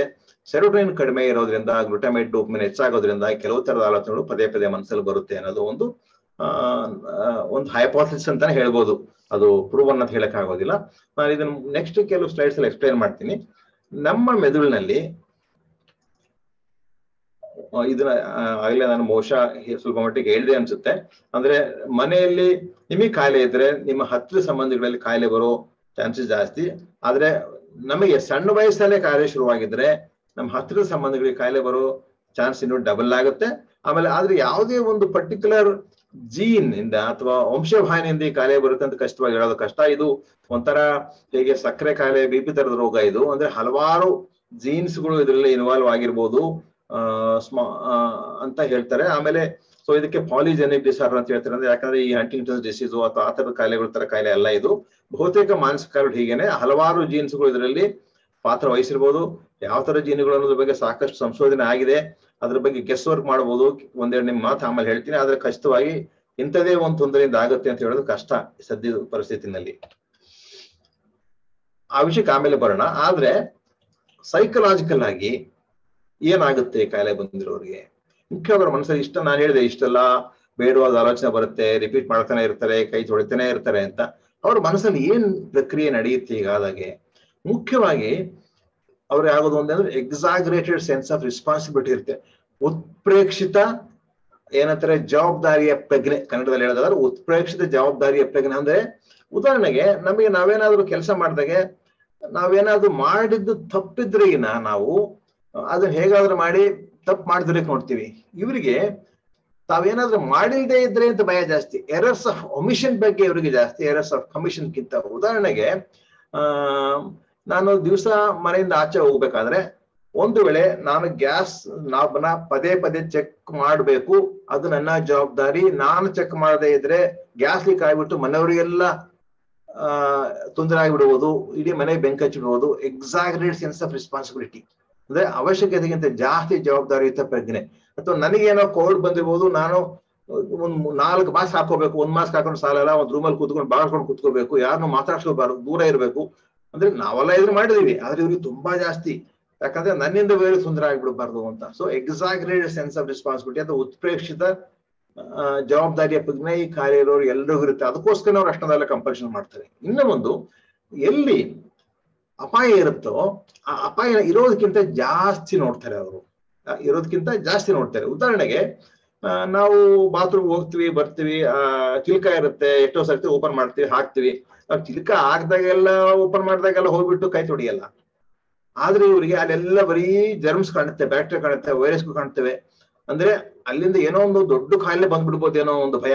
ಅಂದ್ರೆ ಅಪಾಯವನ್ನ ಇರೋದಕ್ಕಿಂತ ಜಾಸ್ತಿ ಅವರು ಭಾವಿಸ್ತಾರೆ. ಹಾಗಾಗ್ಬಿಟ್ಟು ಅವ್ರಿಗೆ ಎಲ್ಲೋದ್ರೂ ಬರೀ ಜರ್ಮ್ಸ್ ಕಾಣಿಸ್ತಾನೆ ಇರುತ್ತೆ, ಎಲ್ಲೋದ್ರೂ ಬರೀ ಬ್ಯಾಕ್ಟೀರಿಯಾ ಕಾಣಿಸ್ತಾನೆ ಇರುತ್ತೆ. Overestimation of threat and exaggerate sense of responsibility. ಹಾಗೆ ಇನ್ನೂ ಒಂದು ಮುಖ್ಯವಾದ ಏನಂದ್ರೆ, ನನ್ನ ಮನಸ್ಸಿಗೆ ನನಗೆ ಬೇಡವಾದ ಕೆಲವು ಆಲೋಚನೆಗಳು ಬಂದ್ರೆ ಅದರ್ಥ ನನ್ನ ಆಲೋಚನೆಗಳ ಬಗ್ಗೆ ನನಗೆ ಹಿಡಿತಾ ಇಲ್ಲ, ನನ್ನ ಆಲೋಚನೆಗಳ ಬಗ್ಗೆ ನನಗೆ ಹಿಡಿತಾ ಇಲ್ಲ ಅಂದ್ರೆ ನಾನು ಏನಾದ್ರೂ ಮಾಡ್ಲೇಬೇಕು. ಏನಾದ್ರೂ ಮಾಡದೇ ಇದ್ರೆ ತೊಂದರೆ ಆಗುತ್ತೆ. ನಾನು ನಿಮ್ಗೆ ಹಲವಾರು ಉದಾಹರಣೆಗಳು ಕೊಟ್ಟೆ. ಕೆಟ್ಟ ಆಲೋಚನೆಗಳು ಬರುತ್ತೆ. ನಾನು ಈ ತರದ ಕೆಟ್ಟ ಆಲೋಚನೆ ಮನಸ್ಸಿಗೆ ಬಂತು ಅಂದ್ರೆ ನನಗೆ ಅದ್ರ ಮೇಲೆ ಕಂಟ್ರೋಲ್ ಇಲ್ಲದೆ ಇದ್ರೆ ನಾನು ಅದ್ರ ಮೇಲೆ ಆಕ್ಟ್ ಮಾಡ್ಬಿಡ್ತೀನಿ, ಅದರಿಂದ ತೊಂದರೆ ಆಗ್ಬಿಡುತ್ತೆ. ಅಂದ್ರೆ excessive concern about the importance that of thoughts and the need to control one's thought. ಅಂದ್ರೆ ನಾನು ನನ್ನ ಆಲೋಚನೆಗಳ ಬಗ್ಗೆ ಸಂಪೂರ್ಣ ಹಿಡಿತ ಹೊಂದಿರಬೇಕು ಅನ್ನೋ ಒಂದು ವಿಪರೀತವಾದ ಪ್ರಜ್ಞೆ. ಹಾಗೆ ಇಂಟಾಲರೆನ್ಸ್ ಆಫ್ ಅನ್ಸರ್ಟನಿಟಿ, ಅವ್ರು ಯಾವುದು ಅನ್ಸರ್ಟನ್ ಆಗಿರ್ಬೋದು, ಎಲ್ಲ ಖಚಿತವಾಗಿರ್ಬೇಕು. ಅದಿಲ್ಲದೆ ಇದ್ದಾಗ ಅವ್ರು ಚೆಕ್ ಮಾಡ್ತಾನೆ ಇರ್ತಾರೆ.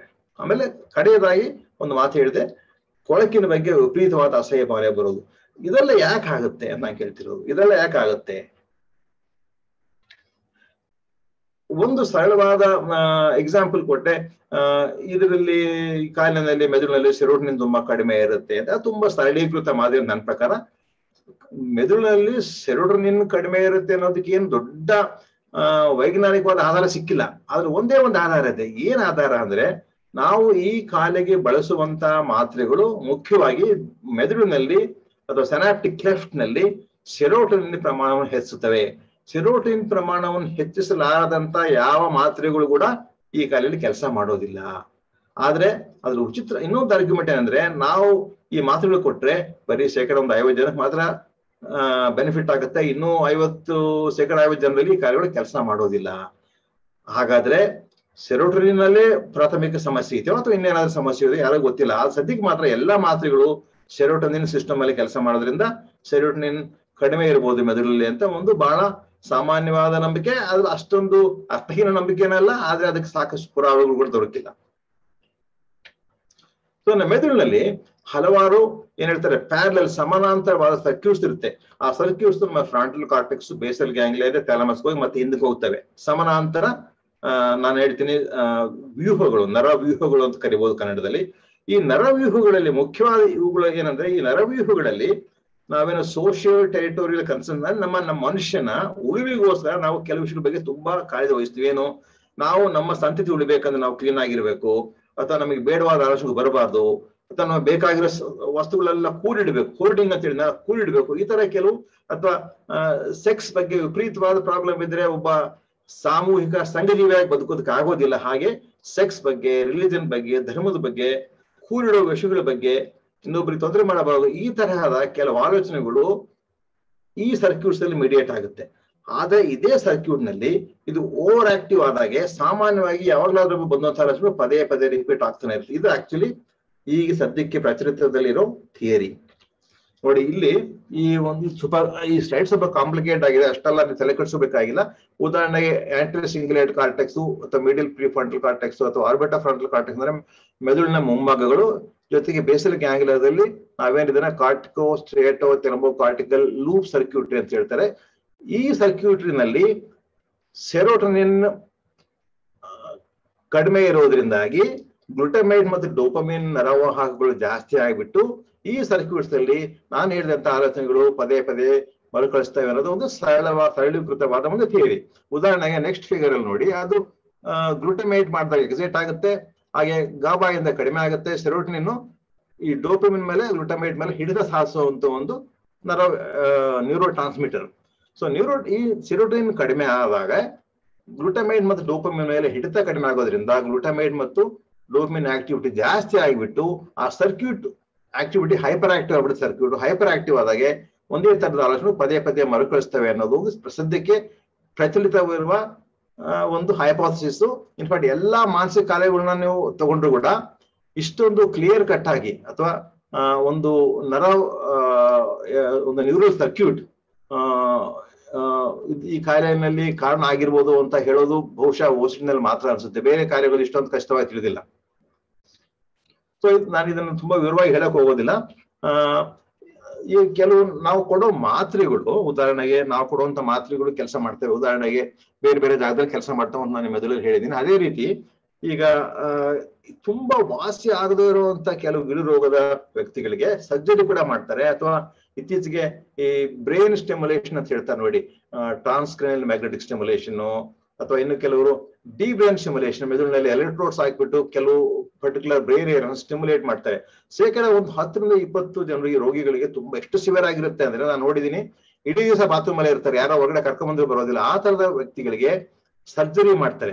ಆ ಸರ್ಜರಿ ಮಾಡುವಂತ ಜಾಗಗಳು 1, 2, 3, 4 ಅಂತ ತೋರಿಸಿದ್ರೆ ಇವು ಜಾಗಗಳು, ಈ ಎಲ್ಲಾ ಜಾಗಗಳು ಸಿಂಗಲಮ್ ಇರ್ಬೋದು, ಅಥವಾ ಆಂಟರಿಯರ್ ಕ್ಯಾಪ್ಸುಲಾಟಮ್ ಇರ್ಬೋದು, ಅಥವಾ ಡಿ ಬ್ರೈನ್ ಸ್ಟಿಮ್ಯುಲೇಷನ್ ಮಾಡುವಂತ ಜಾಗಗಳು, ಇವೆಲ್ಲವೂ ಈ ಒಂದು ಸರ್ಕ್ಯೂಟ್ ಯಾವುದು ನಾನು ಹೇಳಿದ್ದಲ್ಲ ಆ ಒಂದು ಸರ್ಕ್ಯೂಟ್ಸ್ ಟಾರ್ಗೆಟ್ ಮಾಡ್ತವೆ. ಇನ್ನು ಎಲ್ಲೇ ಲೀಜನ್ ಹಾಕಿದ್ರು ಬಹುಶಃ ಅದೇ ಸರ್ಕ್ಯೂಟ್ ನ ಟಾರ್ಗೆಟ್ ಮಾಡೋದ್ರಿಂದ ಆ ಸರ್ಕ್ಯೂಟ್ ಅಲ್ಲಿ ಇರೋದು ಆ ವ್ಯೂಹದಲ್ಲಿ ಇರುವಂತಹ ಆಕ್ಟಿವಿಟಿ ಕಡಿಮೆ ಆಗಿಬಿಟ್ಟು ಗ್ಲೂಟಮೇಟ್ ಕಡಿಮೆ ಆಗಿಬಿಟ್ಟು ಸ್ವಲ್ಪ ನಿಮ್ಮ ಕಾಯಿಲೆ ಲಕ್ಷಣಗಳು ಇಂಪ್ರೂವ್ ಆಗ್ಬೋದು ಅಂತ. ಇದು ಶೇಕಡ 50ರಿಂದ 60 ಜನ ರೋಗಿಗಳು ಈ ನ್ಯೂರೋ ಸರ್ಜರಿಕಲ್ ಟ್ರೀಟ್ಮೆಂಟ್ ತಗೊಂಡಾಗ ಇಂಪ್ರೂವ್ಮೆಂಟ್ ಆಗ್ತಾರೆ. ಅದು ಇಂಪ್ರೂವ್ಮೆಂಟ್ ಆಗೋದಕ್ಕೆ ಮುಖ್ಯವಾದ ಕಾರಣ ಏನಂದ್ರೆ ಈ ಒಂದು ಸರ್ಕ್ಯೂಟ್ ಮೇಲೆ ನೀವು ಲೀಜನ್ ಮಾಡೋದ್ರಿಂದ ಅಂತ. ಇದು ಒಂದು ಇಂಡೈರೆಕ್ಟ್ ಎವಿಡೆನ್ಸ್, ಬಹುಶಃ ಈ ಒಂದು ಸರ್ಕ್ಯೂಟ್ ಈ ಕಾಯಿಲೆ ಕಾರಣ ಇರ್ಬೋದು ಅಂತ ಹೇಳ್ಬಿಟ್ಟು.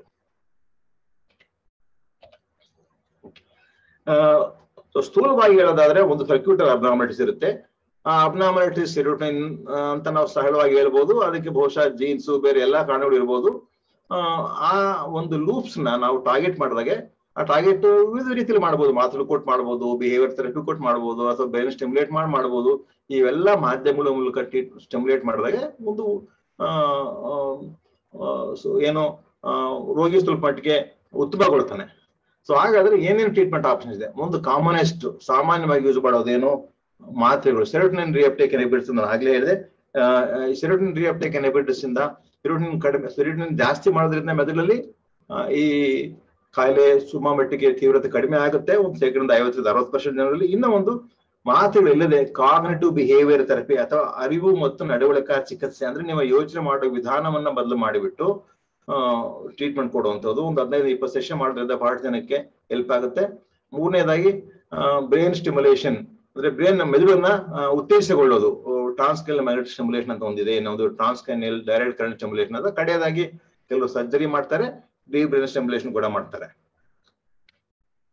ಹಾಗಾದ್ರೆ ಒಂದು ಸರಳವಾಗಿ ತಿಳ್ಕೊಳ್ಳೋಣ, ಕಾಗ್ನಿಟಿವ್ ಬಿಹೇವಿಯರ್ ಥೆರಪಿನಲ್ಲಿ ಏನಾಗುತ್ತೆ? ಕಾಗ್ನಿಟಿವ್ ಬಿಹೇವಿಯರ್ ಥೆರಪಿ ಅರಿವು ಮತ್ತು ನಡವಳಿಕಾ ಚಿಕಿತ್ಸೆ, ಇದರಲ್ಲಿ ಏನಾಗುತ್ತೆ? ಅಥವಾ ವರ್ತನಾ ಚಿಕಿತ್ಸೆ. ನಮಗೆ ಯಾವುದನ್ನು ಕಂಡ್ರೆ ಭಯವೋ ಅದಕ್ಕೆ ನಾವು ನಿಧಾನಗತಿಯಲ್ಲಿ ನಾವು ಒಡ್ಡಿಕೊಳ್ಳೋದು. ನಮ್ಮ ಉದಾಹರಣೆಗೆ ನನಗೆ ನಮ್ಮ ಬಾತ್ರೂಮ್ ಅಲ್ಲಿರೋ ಏನೋ ಒಂದು ಚಿಲಕನ ಮುಟ್ಟೋದಕ್ಕೆ ತುಂಬಾ ಭಯ, ನನಗೆ ಕಾಯಿಲೆ ಬಂದ್ಬಿಡುತ್ತೆ, ಅಥವಾ ಮುಟ್ಟಿಬಿಟ್ಟು ನಾನು 2 ತಾಸು ಕೈ ತೊಳಿಬೇಕು ಅಂತನೋ, ಅಥವಾ ನಮ್ಮನೆಗೆ ಯಾರಾದ್ರೂ ಬಂದ್ರು ನಾನು ಕೈ ಕೊಟ್ಟು ಶೇಕ್ ಮಾಡೋದಿಲ್ಲ, ದೂರ ನಿಂತ್ಕೊಂಡು ಮಾತಾಡ್ತೇನೆ. ಹೀಗೆ ನನಗೆ ಕೊಳಕಿನ ಬಗ್ಗೆ ಭಯ ಹಲವಾರು ಸಂಗತಿಗಳಿಂದ ಇರ್ಬೋದು. ಸಂಗತಿಗಳ ಒಂದೊಂದಾಗಿ ನಾನು ಫೇಸ್ ಮಾಡ್ತೀನಿ. ಗಾಬರಿ ಆಗುತ್ತೆ, ನನಗೆ ಆತಂಕ ಆಗುತ್ತೆ ಫೇಸ್ ಮಾಡಿದಾಗ. ಅಂದ್ರೆ ದಿವಸ ಹೋಗ್ಬಿಟ್ಟು ಒಂದ್ ಸ್ವಲ್ಪ ನಾನು ಸುಮ್ಮನೆ ದಿವಸ ಒಂದು ಅರ್ಧ ಗಂಟೆ ಅದು ಚಿಲಕ ನೋಡ್ಕೊಂತ ನಿಂತ್ಕೊಂತೀನಿ.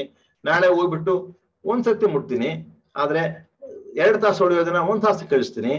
3ನೇ ದಿವಸ ಹೋಗ್ಬಿಟ್ಟು ಒಂದ್ ಸ್ವಲ್ಪ ಜಾಸ್ತಿ ಹೊತ್ತು ಕೈ ಚಿಲಕಾಡ್ಕೋತೀನಿ, ಹಾಗೆ ತೊಳೆದು ಕಡಿಮೆ ಮಾಡ್ತೀನಿ. ಹೀಗೆ ನಾವೇನ್ ಮಾಡ್ತೀವಿ, ಹಂತವಾಗಿ ಯಾವುದರಿಂದ ನಮಗೆ ಭಯವೋ ಆ ತರ ಒಂದು ಸ್ಟಿಮ್ಯುಲೈನ ಅವಕ್ಕೆ ನಾವು ಒಗ್ಗಿಕೊಂಡು ಆಮೇಲೆ ನಮ್ಮ ಬಲಾತ್ಕಾರಕ ಚರ್ಯಗಳನ್ನ ಕ್ರಮೇಣ ಕಡಿಮೆ ಮಾಡೋದ್ರಿಂದ ನಮಗೆ ಅದಕ್ಕೆ ಅಭ್ಯಾಸವಾಗಿ ಹೋಗುತ್ತೆ. ಆ ಸಂದರ್ಭಗಳಲ್ಲಿ ನಮಗೆ ಅಭ್ಯಾಸವಾಗಿ ಹೋಗುತ್ತೆ. ಹಾಗೆ ನಾವು ಅಂದುಕೊಂಡಿರುವಂಥದ್ದು ಏನೋ ಆಗೋದಿಲ್ಲ ಅನ್ನೋದು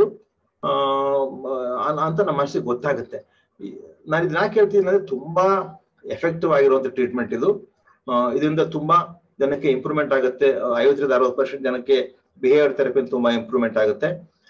ಇನ್ನೂ ಒಂದು ಸ್ವಲ್ಪ ಬೇರೆ ತರದ್ದೇ ಅಂದ್ರೆ ಏನೋ ನಾವಿದಕ್ಕೆ ಬಿಹೇವಿಯರ್ ಥೆರಪಿ ಜೊತೆಗೆ ನಿಮ್ಮ ಯೋಚನಾ ಕ್ರಮವನ್ನು ಕೂಡ ಬದಲಾಯಿಸ್ತೀವಿ. ಏನಂತ ಬದಲಾಯಿಸ್ತೀವಿ ಅಂದ್ರೆ, ಈ ತರ ಅಸಂಬದ್ಧ ಆಲೋಚನೆ ಬರೋದು ಸಾಮಾನ್ಯ ಎಲ್ರಿಗೂ ಬರುತ್ತೆ. ಆದ್ರೆ ನೀವು ಅಸಂಬದ್ಧ ಆಲೋಚನೆಗೆ ಕೊಡೋ ಏನೋ ಮಹತ್ವದಿಂದಾಗಿ ಅಥವಾ ಅವನು ನಾನು ಕಂಟ್ರೋಲ್ ಮಾಡಲೇಬೇಕು ಅನ್ನೋ ಒಂದು ಗೀಳಿನಿಂದಾಗಿ ಸಾಮಾನ್ಯವಾಗಿ ಎಲ್ಲರೂ ಮನಸ್ಸಲ್ಲಿ ಬರುವಂತ ಆಲೋಚನೆಗಳು ನಿಮ್ಗೆ ಅಪಶಿಷ್ಟ ಕನ್ವರ್ಟ್ ಆಗೋಗ್ತವೆ. ಹಾಗೆ ನಾನು ನಿಮ್ಗೆ ಕೆಲವು ಹೇಳಿದ್ನಲ್ಲ, ಅಪಾಯದ ಬಗ್ಗೆ ವಿಪರೀತವಾದ ಏನು ಎಲ್ಲಿ ಅಪಾಯ ಇರೋಲ್ಲ ಅಪಾಯ ಕಾಣೋದು, ಅಥವಾ ತುಂಬಾ ಉತ್ಪ್ರೇಕ್ಷಿತ ಜವಾಬ್ದಾರಿ ಪ್ರಜ್ಞೆ ಇರೋದು, ಎಲ್ಲವೂ ಕರೆಕ್ಟ್ ಆಗಿರ್ಬೇಕನ್ನೋದು, ಆ ತರದ ಕೆಲವು ನಂಬಿಕೆಗಳನ್ನ ಈ ಟ್ರೀಟ್ಮೆಂಟ್ ಅಲ್ಲಿ ಅಥವಾ ಈ ಚಿಕಿತ್ಸೆಯಲ್ಲಿ ಸರಿ ಮಾಡ್ತಾ ಹೋಗ್ತಾರೆ. ಸೊ ಎಷ್ಟೋ ಸರ್ತಿ ಎರಡನ್ನ ಕಂಬೈನ್ ಮಾಡ್ತಾರೆ, ಬಿಹೇವಿಯರ್ ಥೆರಪಿ ಮತ್ತು ಕಾಗ್ನಿಟಿವ್ ಥೆರಪಿ ಎರಡು ಕೂಡಿಸೋದ್ರಿಂದ ಇದನ್ನ ಅರಿವು ಮತ್ತು ನಡವಳಿಕೆ ಅಥವಾ ವರ್ತನಾ ಚಿಕಿತ್ಸೆ ಅಂತ ಹೇಳ್ತಾರೆ. ನಾನು ಈಗ ಹೇಳಿದ್ರೆ ಇದು ಟ್ರಾನ್ಸ್ಕ್ರೈನಲ್ ಮ್ಯಾಗ್ನೆಟಿಕ್ ಸ್ಟಿಮ್ಯುಲೇಷನ್ ಅಂತ, ಇದರಿಂದ ಕೂಡ ಮೆದುಳಿನ ಕೆಲವು ಭಾಗಗಳನ್ನ ಸ್ಟಿಮ್ಯುಲೇಟ್ ಮಾಡಬಹುದು. ಇತ್ತೀಚೆಗೆ ಇದು ಬಹಳ ಪ್ರವರ್ಧಮಾನಕ್ಕೆ ಬಂದಿದೆ, ಸುಮಾರು ಜನಕ್ಕೆ ಇದರಿಂದ ಅಂದ್ರೆ ಪರಿಣಾಮಕಾರಿ ಕಂಡಿದೆ. ಆದ್ರೆ ಏನಾಗುತ್ತೆ ಅಂದ್ರೆ ಇದರ ಪರಿಣಾಮಗಳು ಬಹಳಷ್ಟು ದಿವಸ ಉಳ್ಕೊಳ್ಳೋದಿಲ್ಲ. 1-2 ತಿಂಗಳು 3 ತಿಂಗಳು ಸ್ವಲ್ಪ ಮಟ್ಟಿಗೆ ಇಂಪ್ರೂವ್ಮೆಂಟ್ ಕಾಣುತ್ತೆ, ಆದ್ರೆ ಮತ್ತೆ ರೋಗದ ಲಕ್ಷಣ ಹಿಂದಕ್ಕೆ ಬರ್ತವೆ. ಇನ್ನೊಂದು ಅದಕ್ಕೆ ಸಂಬಂಧಪಟ್ಟಿದೆ, ಇನ್ನೊಂದು ಟ್ರಾನ್ಸ್ಕ್ರೇನಿಯಲ್ ಡೈರೆಕ್ಟ್ ಕರೆಂಟ್ ಸ್ಟಿಮ್ಯುಲೇಷನ್, ಅಂದ್ರೆ ಸಣ್ಣ ಅಲ್ಪ ಪ್ರಮಾಣದಲ್ಲಿ 1-2 ಮಿಲಿಆಂಪಿಯರ್ ಅಷ್ಟು ಕರೆಂಟಿನ ಆನೋಡ್ ಮತ್ತು ಕ್ಯಾಥೋಡ್ ಉಪಯೋಗಿಸ್ಬಿಟ್ಟು ಕೆಲವು ಭಾಗಗಳನ್ನ ನೀವು ಸ್ಟಿಮ್ಯುಲೇಟ್ ಮಾಡಿದ್ರೆ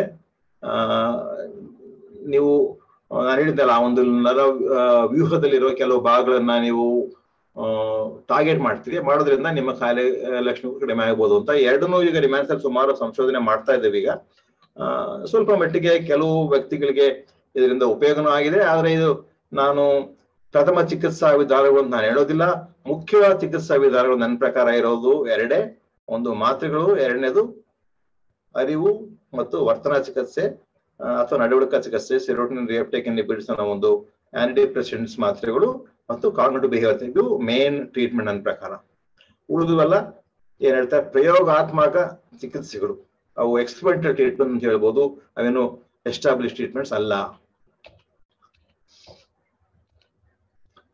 ಈ ಡೀಪ್ ಬ್ರೈನ್ ಸ್ಟಿಮ್ಯುಲೇಷನ್ ಅನ್ನೋದು ನಾವು ಇವಾಗ ಒಂದು ಪ್ರೋಗ್ರಾಮ್ ಮಾಡ್ತಾ ಇದ್ವಿ ನಿಮ್ಯಾನ್ಸ್ ಅಲ್ಲಿ. ಅಂದ್ರೆ ನಾನು ಹೇಳಿದಾಗ ಒಂದು 10-20% ಜನಕ್ಕೆ ನಾವು ಏನ್ ಮಾಡಿದ್ರು ವಾಸ ಆಗೋದಿಲ್ಲ, ತುಂಬಾ ಸಫರ್ ಆಗ್ತಾರೆ. ಅಂತವ್ರಿಗೆ ಮೆದುಳಿನಲ್ಲಿ ಎಲೆಕ್ಟ್ರೋಡ್ಸ್ ನ ಇಟ್ಟುಬಿಟ್ಟು ಮೆದುಳಿನ ಕೆಲವು ಭಾಗಗಳನ್ನ ಸಾಮಾನ್ಯವಾಗಿ ಸಬ್ ಥಾಲಮಿಕ್ ನ್ಯೂಕ್ಲಿಯಸ್ ಅಂತ ಬೇಸಲ್ ಗ್ಯಾಂಗ್ಲಿಯಾದಕ್ಕೆ ಸಂಬಂಧಪಟ್ಟಂತ ಕೆಲವು ಏರಿಯಾಗಳನ್ನ ಸ್ಟಿಮ್ಯುಲೇಟ್ ಮಾಡಿದಾಗ ಆ CST ಲೂಪ್ ಅಂತ ಹೇಳಿದ್ನಲ್ಲ, ಆ ಲೂಪ್ ಅಲ್ಲಿ ಕೆಲವು ಬದಲಾವಣೆಗಳು ಆಗೋದ್ರಿಂದ ಅಥವಾ ಅಲ್ಲಿರೋ ಒಂದು ಆಸಿಲೇಟರಿ ಆಕ್ಟಿವಿಟಿ ಕಂಟ್ರೋಲ್ ಮಾಡೋದ್ರಿಂದ ನಿಧಾನವಾಗಿ 6 ತಿಂಗಳಿಂದ 1 ವರ್ಷದ ಒಳಗಡೆ ಕೆಲವು ರೋಗಿಗಳಿಗೆ, ಅಂದ್ರೆ ಒಂದು 10 ಜನ ಸರ್ಜರಿ ಮಾಡಿಸ್ಕೊಂಡ್ರೆ ಬಹುಶಃ ಒಂದು 5-6 ಜನಕ್ಕೆ ಇದರಿಂದ ಉಪಯೋಗ ಆಗೋ ಚಾನ್ಸ್ ಉಂಟು. ಸಾಮಾನ್ಯವಾಗಿ ಚಿಕಿತ್ಸೆ deep brain stimulation Parkinson disease ಅಥವಾ ಡಿಸ್ಟೋನಿಯಾ ಮತ್ತು ಟ್ರೆಮರ್ಸ್ ಆ ತರ ಕಾರ್ಯಗಳಿಗೆ ಉಪಯೋಗಿಸ್ತಾರೆ. ಈಗ ಇತ್ತೀಚೆಗೆ OCD ಮತ್ತು ಡಿಪ್ರೆಷನ್ ಕೂಡ ಈ ಡೀಪ್ ಬ್ರೈನ್ ಸ್ಟಿಮ್ಯುಲೇಷನ್ ಉಪಯೋಗಿಸ್ತೀವಿ. ಇದು ಸ್ವಲ್ಪ ಖರ್ಚು ಜಾಸ್ತಿ, ಹಾಗೆ ಇದನ್ನ ಎಲ್ರಿಗೂ ಮಾಡಕ್ ಆಗೋದಿಲ್ಲ. ಬೇರೆ ತರ ಚಿಕಿತ್ಸೆಗಳು ಕೆಲಸ ಮಾಡದೇ ಇದ್ದಾಗೆ ಡೀಪ್ ಬ್ರೈನ್ ಸ್ಟಿಮ್ಯುಲೇಷನ್ ಒಂದು ಸಾಧ್ಯತೆ. ನಾವು ಆ ತರದ ಒಂದು ಸಂಶೋಧನೆ ಸದ್ಯಕ್ಕೆ ನಿಮ್ಮ ಮನಸ್ಸಲ್ಲಿ ಮಾಡ್ತಾ ಇದ್ದೀವಿ. ಬಹುಶಃ ಮುಗಿಸೋದಕ್ಕೆ ನಾವು 3-4 ವರ್ಷ ಹಿಡಿಬಹುದು. ಸೊ ಕಡೆಯದಾಗಿ ಹೇಳೋದಾದ್ರೆ ಇದು ಒಂದು ಗೀಳು ರೋಗ ಅಥವಾ ಅಬ್ಸೆಸಿವ್ ಕಂಪಲ್ಸಿವ್ ಡಿಸಾರ್ಡರ್, ಒಂದು ಸಾಮಾನ್ಯ ಮಾನಸಿಕ ಕಾಯಿಲೆ. ಇದಕ್ಕೆ ಚಿಕಿತ್ಸೆ ಇದೆ. ಬೇಗ ಚಿಕಿತ್ಸೆ ಮಾಡಿದ್ರೆ ಬಹುಶಃ ದೀರ್ಘಕಾಲ ಈ ಕಾಯಿಲೆಯಿಂದ ನರಳೋದು ತಪ್ಪಬಹುದು. ಈ ಕಾಯಿಲೆಯಿಂದ ನರಳಂತವ್ರಿಗೆ ಸಮಾಜದಿಂದ, ಮುಖ್ಯವಾಗಿ ಕುಟುಂಬದವರಿಂದ ತುಂಬಾ ಸಾಕಷ್ಟು ಸಪೋರ್ಟ್ ಬೇಕಾಗುತ್ತೆ. ಅವ್ನ ಅರ್ಥ ಮಾಡ್ಕೋಬೇಕು. ಯಾಕಂದ್ರೆ ಮೇಲ್ನೋಟಕ್ಕೆ ಇವರೆಲ್ಲ 6 ಜನರ ತರ ಕಾಣ್ತಾರೆ. ಯಾಕೆ ಈ ತರ ಮಾಡ್ತಾರೆ, ಹುಚ್ಚುಚ್ಚಾರ ಇವನು, ಎಲ್ಲ ಗೊತ್ತಾನೆ, ಯಾಕೆ ಹೊಡಿತಾನೆ ಇವನು, ಇವರಿಂದ ಎಲ್ಲರಿಗೂ ಕಿರಿಕಿರಿ, ಎಲ್ಲರೂ ಕ್ರಿಟಿಸೈಸ್ ಮಾಡ್ತಾರೆ. ಆದ್ರೆ ಇವ್ರು ಯಾಕೆ ಈ ತರ ಮಾಡ್ತಾರೆ ಅಂತ ಹೇಳಿ ಸ್ವಲ್ಪ ಅರ್ಥ ಮಾಡ್ಕೊಂಡ್ರೆ ಬಹುಶಃ ಇವ್ರ ಕಾಯಿಲೆಯನ್ನ ಚಿಕಿತ್ಸೆ ಕೊಡೋದ್ರಲ್ಲಿ ತುಂಬಾ ಸಹಕಾರಿ ಆಗುತ್ತೆ ಅನ್ಸುತ್ತೆ. ಧನ್ಯವಾದಗಳು. ಏನಾದ್ರು ಪ್ರಶ್ನೆ ಇದ್ರೆ ಉತ್ತರ ಹೇಳ್ತೀನಿ ನಾನು. ಬಹಳ ಧನ್ಯವಾದಗಳು. 1 ನಿಮಿಷ ಮುಗಿಸೋಕೆ ನಮ್ಮಲ್ಲಿ ಇನ್ನೊಂದ್ 2 ನಿಮಿಷ, ಐ ಥಿಂಕ್ 2 ನಿಮಿಷ ಅನ್ಸುತ್ತೆ. ಎಲ್ಲಿ ಟ್ರೀಟ್ಮೆಂಟ್ ತಗೋಬಹುದು? ಯಾವುದೇ ಸೈಕ್ಯಾಟ್ರಿಸ್ಟ್ ಕೂಡ ಈ ಕಾಯಿಲೆ ಟ್ರೀಟ್ಮೆಂಟ್ ಮಾಡೋದು ಗೊತ್ತು. ನಿಮ್ಯಾನ್ಸಲ್ಲಿ ನಾನು ಸ್ಪೆಷಲ್ OCD ಕ್ಲಿನಿಕ್ ರನ್ ಮಾಡ್ತೀನಿ ಪ್ರತಿ ಮಂಗಳವಾರ ಬೆಳಿಗ್ಗೆ. ಹಾಗೆ ಕಾಗ್ನಿಟಿವ್ ಬಿಹೇವಿಯರ್ ಥೆರಪಿ ಯೂನಿಟ್ ಇದೆ, ಅವರು ಕೂಡ ಕಾಗ್ನಿಟಿವ್ ಬಿಹೇವಿಯರ್ ಥೆರಪಿ ಕೊಡ್ತಾರೆ OCDಗೆ. ಬಹಳಷ್ಟು ಜನ ಸೈಕಾಲಜಿಸ್ಟ್ಗಳಿಗೆ ಈ ಕಾಗ್ನಿಟಿವ್ ಬಿಹೇವಿಯರ್ ಥೆರಪಿ ಕೊಡೋದ್ರಲ್ಲಿ ಟ್ರೈನಿಂಗ್ ಕೂಡ ಇರುತ್ತೆ. ಆದ್ರೆ ಅಷ್ಟು ಸುಲಭವಾಗಿ ಸಿಗೋದಿಲ್ಲ ಥೆರಪಿಸ್ಟ್. ನಿಮಗೆ ಜಗತ್ತಿನಲ್ಲಿ ಎಲ್ಲೂ ಬೇಗ ಸಿಗೋದಿಲ್ಲ. ಇಂಡಿಯಾದಲ್ಲಿ ಇನ್ನೂ ಕಷ್ಟ. ಬೆಂಗಳೂರಲ್ಲಿ ಪರವಾಗಿಲ್ಲ, ನಿಮ್ಮ ಇರೋದಂತೂ ಸಾಕಷ್ಟು ಜನ ಇದ್ದಾರೆ. ಆದ್ರೂ ಕೂಡ 15-20 ಸೆಷನ್ ಮಾಡ್ಬೇಕು ನೀವು 3-4 ತಿಂಗಳು. ಸೊ ಅಷ್ಟು ಸುಲಭ ಸಿಗೋದಿಲ್ಲ. ಆದ್ರೆ ಅದು ಪರಿಣಾಮಕಾರಿ ಕೆಲಸ ಮಾಡುತ್ತೆ, ಮಾತ್ರೆಗಳು ಕೆಲಸ ಮಾಡದೇ ಇದ್ದಾಗ ಅಂತ ನಾನು ಹೇಳಬಲ್ಲೆ. ಆಮೇಲೆ ಕೆಲವು ಸೆಲ್ಫ್ ಹೆಲ್ಪ್ ಬುಕ್ಸ್ ಇದೆ. ನಾನು ಥೆರಪಿ ಅಂತ ಹೇಳಿದ್ನಲ್ಲ, ಈ ನಡವಳಿಕೆ ಚಿಕಿತ್ಸೆ, ಅವು ಎಷ್ಟೊಂದು ತುಂಬಾ ತೀವ್ರವಾಗಿ ಕಾಯಿಲೆ ಇಲ್ಲದೆ ಇದ್ರೆ ಸ್ವಂತ ನೀವೇ ಮಾಡ್ಕೋಬಹುದು, ಓದ್ಬಿಟ್ಟು ಆ ಸ್ಟೆಪ್ಸ್ ಫಾಲೋ ಮಾಡ್ಬೋದು. ಇಲ್ಲಿ ಒಂದಿಷ್ಟು ಎಕ್ಸಾಂಪಲ್ಸ್ ಕೊಟ್ಟಿದ್ದೀನಿ. ತುಂಬಾ ಒಳ್ಳೆ ಪುಸ್ತಕಗಳಿವು. ಬ್ರೇಕ್ ಫ್ರೀ ಫ್ರಮ್ ಓಸಿಡಿ ಅನ್ನೋದು ತುಂಬಾ ಒಳ್ಳೆ ಪುಸ್ತಕ. ಹಾಗೆ ಬ್ರೈನ್ ಲಾಕ್, ಓಸಿಡಿ ಕಾಯಿಲೆ ಅವ್ರು ಎಲ್ಲರೂ ಗೊತ್ತಿರ್ತಾರೆ ಬ್ರೈನ್ ಲಾಕ್ ಅಂದ್ರೆ ಏನೋ ಅಂತ, ಯಾಕಂದ್ರೆ ಅವರೇ ಓದ್ಬಿಡ್ತಾರೆ ಗೂಗಲ್ ಅಲ್ಲಿ ಇದನ್ನ. ಸೊ ಇವೆಲ್ಲ ತುಂಬಾ ಉತ್ತಮವಾದ ಪುಸ್ತಕಗಳು. ನಾನು ಕೆಲವನ್ನ ಆಯ್ದು ಕೊಟ್ಟಿದ್ದೀನಿ ಇಲ್ಲಿ. 2 ಪುಸ್ತಕಗಳು ಮಕ್ಕಳಿಗೆ, ಇನ್ನೂ 4 ಪುಸ್ತಕಗಳು ಈ ಕಾಯಿಲೆ ಇರುವಂತ ದೊಡ್ಡವರು ತಾವು ಸ್ವತಃ ಪ್ರಯತ್ನ ಮಾಡಬಹುದು. ತಾವೇ ಟ್ರೀಟ್ಮೆಂಟ್ ತಗೊಳ್ಳೋದಕ್ಕೆ ಓದ್ಬಿಟ್ಟು ಅದರ ಏನೋ ಅಲ್ಲಿರೋದನ್ನೆಲ್ಲ ಪಾಲನೆ ಮಾಡಿದ್ರೆ. ಆದ್ರೆ ಕೆಲವು ಸರ್ತಿ ಓದಿದ್ನೆಲ್ಲ ನಾವು ಇಂಪ್ಲಿಮೆಂಟ್ ಮಾಡಕ್ ಆಗೋದಿಲ್ಲ. ಅಂತ ಸಮಯದಲ್ಲಿ ಡಾಕ್ಟರ್ಗಳನ್ನ ಕಾಣೋದು ಒಳ್ಳೆಯದು. ಥ್ಯಾಂಕ್ ಯು, ಧನ್ಯವಾದಗಳು. ಬಹಳ ಧನ್ಯವಾದಗಳು. OCD ನಾವು ಹೇಳ್ಬೋದು ಸಾಮಾನ್ಯ ಜನರಲ್ಲಿ ತುಂಬಾ ಸಾಮಾನ್ಯವಾಗಿ ಹಗುರವಾಗಿ ಬಳಸುವಂತ ಪದ ಆಗೋಗಿದೆ ಈಗಿನ ಕಾಲದಲ್ಲಿ. ಅದರ ನಿಜವಾದ ಮುಖನ ಬಹಳ ಸರಳ ರೀತಿಯಲ್ಲಿ ನಮ್ಗೆ ಇವತ್ತು ನೀವು ತಿಳಿಸ್ಕೊಡ್ತಿದ್ದೀರಾ, ಅದಕ್ಕೆ ಬಹಳ ಧನ್ಯವಾದಗಳು. ಈಗ ನೀವು ಹೇಳ್ದಂಗೆ ಈಗ ಕೊನೆಯಲ್ಲಿ ನಾವೇ ಯಾರೋ OCD ಇಂದ ನರಳುತ್ತಾ ಇದ್ದಾರೆ, ಪುಸ್ತಕದ ಮೂಲಕ ಕೂಡ ಅವರು ತಮ್ಮ ಬಗ್ಗೆ ಏನಾದ್ರು ಮಾಡ್ಕೋಬಹುದು ಅಂದ್ರೆ ಇದು ಎಷ್ಟು ಸರಿ? ನಮ್ ಒಂದು ವೈದ್ಯರ ಸಹಾಯ ಇಲ್ಲದೆ ತಮ್ಮನ್ನ ತಾವೇ ಸರಿಪಡಿಸ್ಕೊಳ್ಳೋದು ಅದು ಎಷ್ಟು ಸರಿ ಆಗತ್ತೆ? ಒಂದ್ ಸತ್ಯ ಹೇಳ್ತೀನಿ, ನಮ್ಮ ಹತ್ರ ಬರ್ಲಿಕ್ಕೆ 5-6 ವರ್ಷ ತಗೊಳ್ತಾರೆ ಪೇಷಂಟ್ಗಳು. ಬಹಳ ಜನಕ್ಕೆ ತಾವೇ ಡಯಾಗ್ನೋಸ್ ಮಾಡ್ಕೊಂಡ್ ಬರ್ತಾರೆ. ಆಕ್ಚುಲಿ ಅದು ಆ ಕಾಯಿಲೆ ಇರೋರಿಗೆ ಇದು ಕಾಯಿಲೆ ಅಂದ ತಕ್ಷಣ ಗೊತ್ತಾಗೋಗ್ಬಿಡುತ್ತೆ ಅವ್ರಿಗೆ. ಆದ್ರೆ ನೀವ್ ಹೇಳಿದ್ದು ಒಂದು ಸರಿಯಾದ ಪ್ರಶ್ನೆ ಇದೆ. ನನ್ನ ಕೇಳೋದಾದ್ರೆ ನೀವು ಮೊದಲು ವೈದ್ಯರನ್ನ ಕಾಣಿ. ವೈದ್ಯನ ಕಂಡುಬಿಟ್ಟು ಅವ್ರು ಹೌದಪ್ಪ ನಿನಗೆ ಇದರಿಂದ ಈ ಕಾಗ್ನಿಟಿವ್ ಬಿಹೇವಿಯರ್ ಥೆರಪಿ ಮಾಡಿದ್ರೆ ಉತ್ತಮ ಆಗುತ್ತೆ, ನಿನಗೆ ಆಸ್ಪತ್ರೆ ಟ್ರೀಟ್ಮೆಂಟ್ ತೊಗೊಳಕ್ಕಾಗಲ್ಲ, ನೋಡಿ ಬುಕ್ಸ್ ಇದೆ ಓದ್ಕೋ, ಪ್ರಯತ್ನ ಮಾಡು ಅಂತ ಹೇಳೋದು ಬಹುಶಃ ಸ್ವಂತ ಟ್ರೀಟ್ಮೆಂಟ್ ತಗೊಳ್ಳೋಕ್ಕಿಂತ ಬೆಟರ್. ನಾನು ಒಪ್ಕೋತೀನಿ. ಆದ್ರೆ ಆ ಒಂದು ಸೌಲಭ್ಯ ಕೂಡ ನಮ್ ಜನರಿಗೆ ಎಷ್ಟು ವರ್ಷ ಸಿಗೋದೇ ಇಲ್ಲ. ಹಾಗಿದ್ದಾಗ ನಿಮಗೆ ಇಳು ರೋಗ ಇದೆ ಅಂತ ಖಚಿತವಾಗಿದ್ರಿಗಿನ ಅದು ಅಷ್ಟೊಂದು ತೀವ್ರವಾಗಿಲ್ಲ ಅನ್ನೋದಾದ್ರೆ ಸ್ವಂತ ಪ್ರಯತ್ನ ಮಾಡಿ. ಬಹಳಷ್ಟು ಜನ ವರ್ಷಾನುಗಟ್ಟಲೆ ಇದರಿಂದ ಸಫರ್ ಮಾಡ್ತಾರೆ. ಅದಕ್ಕೋಸ್ಕರ ಈ ಮಾತನ್ನ ಹೇಳ್ತಾ ಇದ್ದೀನಿ. ಆದ್ರೆ ಎಲ್ಲೆಲ್ಲಿ ಚಿಕಿತ್ಸೆ ಸೌಲಭ್ಯಗಳಿದೆ ಅಲ್ಲಿ ಡಾಕ್ಟರ್ನೋ ಅಥವಾ ಒಬ್ಬ ಕ್ಲಿನಿಕಲ್ ಸೈಕಾಲಜಿಸ್ಟ್ ಅಂತ ಕಾಣೋದು ನಾನು ಅದನ್ನ ಮೊದಲನೇ ಸಲಹೆ ಅಂತ ಹೇಳ್ತೀನಿ.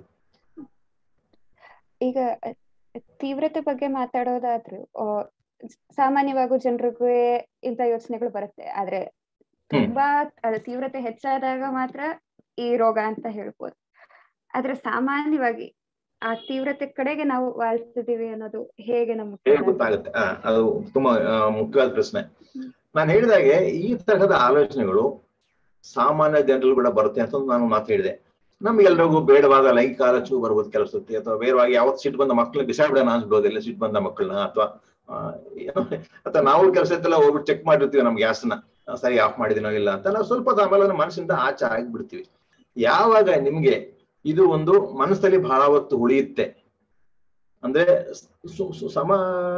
ಸರಿಯಾದ ಉತ್ತರ ಕೊಡ್ಬೇಕು ಅಂದ್ರೆ ಅಂದಾಜು ಒಂದು ದಿವಸದಲ್ಲಿ 1 ಗಂಟೆಗಿಂತ ಹೆಚ್ಚಿನ ಕಾಲ, ಇದೊಂದು ರಫ್ ಆರ್ಬಿಟ್ರರಿ ಟೈಮ್ ಅಂತ ಹೇಳ್ಕೊಳ್ಳಿ, ನೀವು 1 ಗಂಟೆಗಿಂತ ಹೆಚ್ಚು ಕಾಲ ನೀವು ಈ ತರ ಗೀಳುಗಳನ್ನ ನಿಮ್ಮ ಮನಸ್ಸಲ್ಲಿ ಇಟ್ಕೊಂಡಿದ್ರೆ, ಅಥವಾ ಈ ಗೀಳುಗಳಿಂದ ನಿಮ್ಗೆ ಆತಂಕ, ಭಯ ಆಗ್ತಾ ಇದೆ, ನಿಮ್ಮ ದೈನಂದಿನ ಚಟುವಟಿಕೆಗಳಿಗೆ ಅಡ್ಡಿ ಆಗ್ತಾ ಇದೆ, ಈ 3 ಸಮಯ, ನಿಮಗೆ ಆಗುತ್ತಿರುವಂತ ನೋವು ಅಥವಾ ಅದು ಗಾಬರಿ ಇರ್ಬೋದು, ಅಥವಾ ಜನರಲ್ ಆಗಿ ಡಿಸ್ಟ್ರೆಸ್ ಅಂತ ಕರೆಯೋಣ, ಯಾವುದೇ ರೀತಿ ನೋವಿರ್ಬೋದು, ಅಥವಾ ಇವುಗಳಿಂದಾಗಿ ನಿಮ್ಮ ಸಮಯ ಹಾಳಾಗ್ತಿರ್ಬೋದು. 3ನೇದಾಗಿ ನಿಮ್ಮ ದೈನಂದಿನ ಚಟುವಟಿಕೆಗಳು ಮಾಡೋದು ನಿಮ್ಗೆ ಅಡ್ಡಿ ಆಗ್ತಾ ಇದೆ.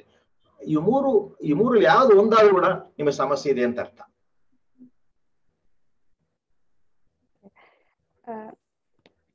ಭಾಗವಹಿಸ್ತಿರುವ ಎಲ್ಲರೂ ನಿಮ್ಗೆ ಯಾವ್ದಾದ್ರು ಪ್ರಶ್ನೆಗಳಿದ್ರೆ ಅದನ್ನ Q&A ಬಾಕ್ಸ್ ನಲ್ಲಿ ಹಾಕ್ಬೋದು. ಕನ್ನಡ ಅಥವಾ ಇಂಗ್ಲಿಷ್ ಯಾವ್ದ್ರಲ್ಲಾದ್ರೂ ಟೈಪ್ ಮಾಡಿ ಕಳಿಸ್ಬೋದು. ಒಂದು ಪ್ರಶ್ನೆ ಬಂತು. ಡಾಕ್ಟರ್ ಸುಧಾ ಅವರು ಕೇಳ್ತಾ ಇದ್ದಾರೆ, ಗೀಳು ರೋಗದಿಂದ ನನ್ನ ಕಾರ್ಯಕ್ಷಮತೆ, ನನ್ನ ಜೀವನದ ಗುಣಮಟ್ಟ ಕಡಿಮೆಯಾಗುತ್ತಿದೆ ಎಂಬ ಅರಿವು ಖಿನ್ನತೆಗೆ ಕಾರಣವಾಗಬಹುದು ಅಲ್ಲವೇ? ಹೌದು, ಖಚಿತವಾಗಿ.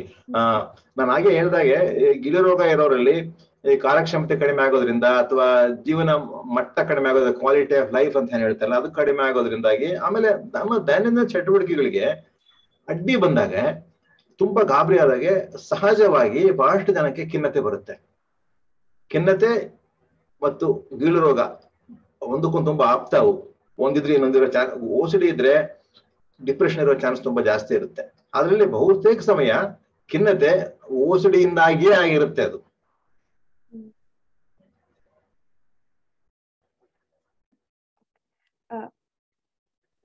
ಇನ್ನು ಕೆಲವು ಪ್ರಶ್ನೆಗಳಿದ್ರೆ ನಾವು 8 ಗಂಟೆಗೆ ಟ್ಯುಟೋರಿಯಲ್ ಸೆಷನ್ ಅಲ್ಲಿ ನಿಮ್ಗೆ ರಿಜಿಸ್ಟರ್ ಮಾಡ್ಕೊಂಡಾಗ ಇನ್ನೊಂದು ಲಿಂಕ್ ಕಳ್ಸಿರ್ತಾರೆ ಟ್ಯುಟೋರಿಯಲ್ಗೆ.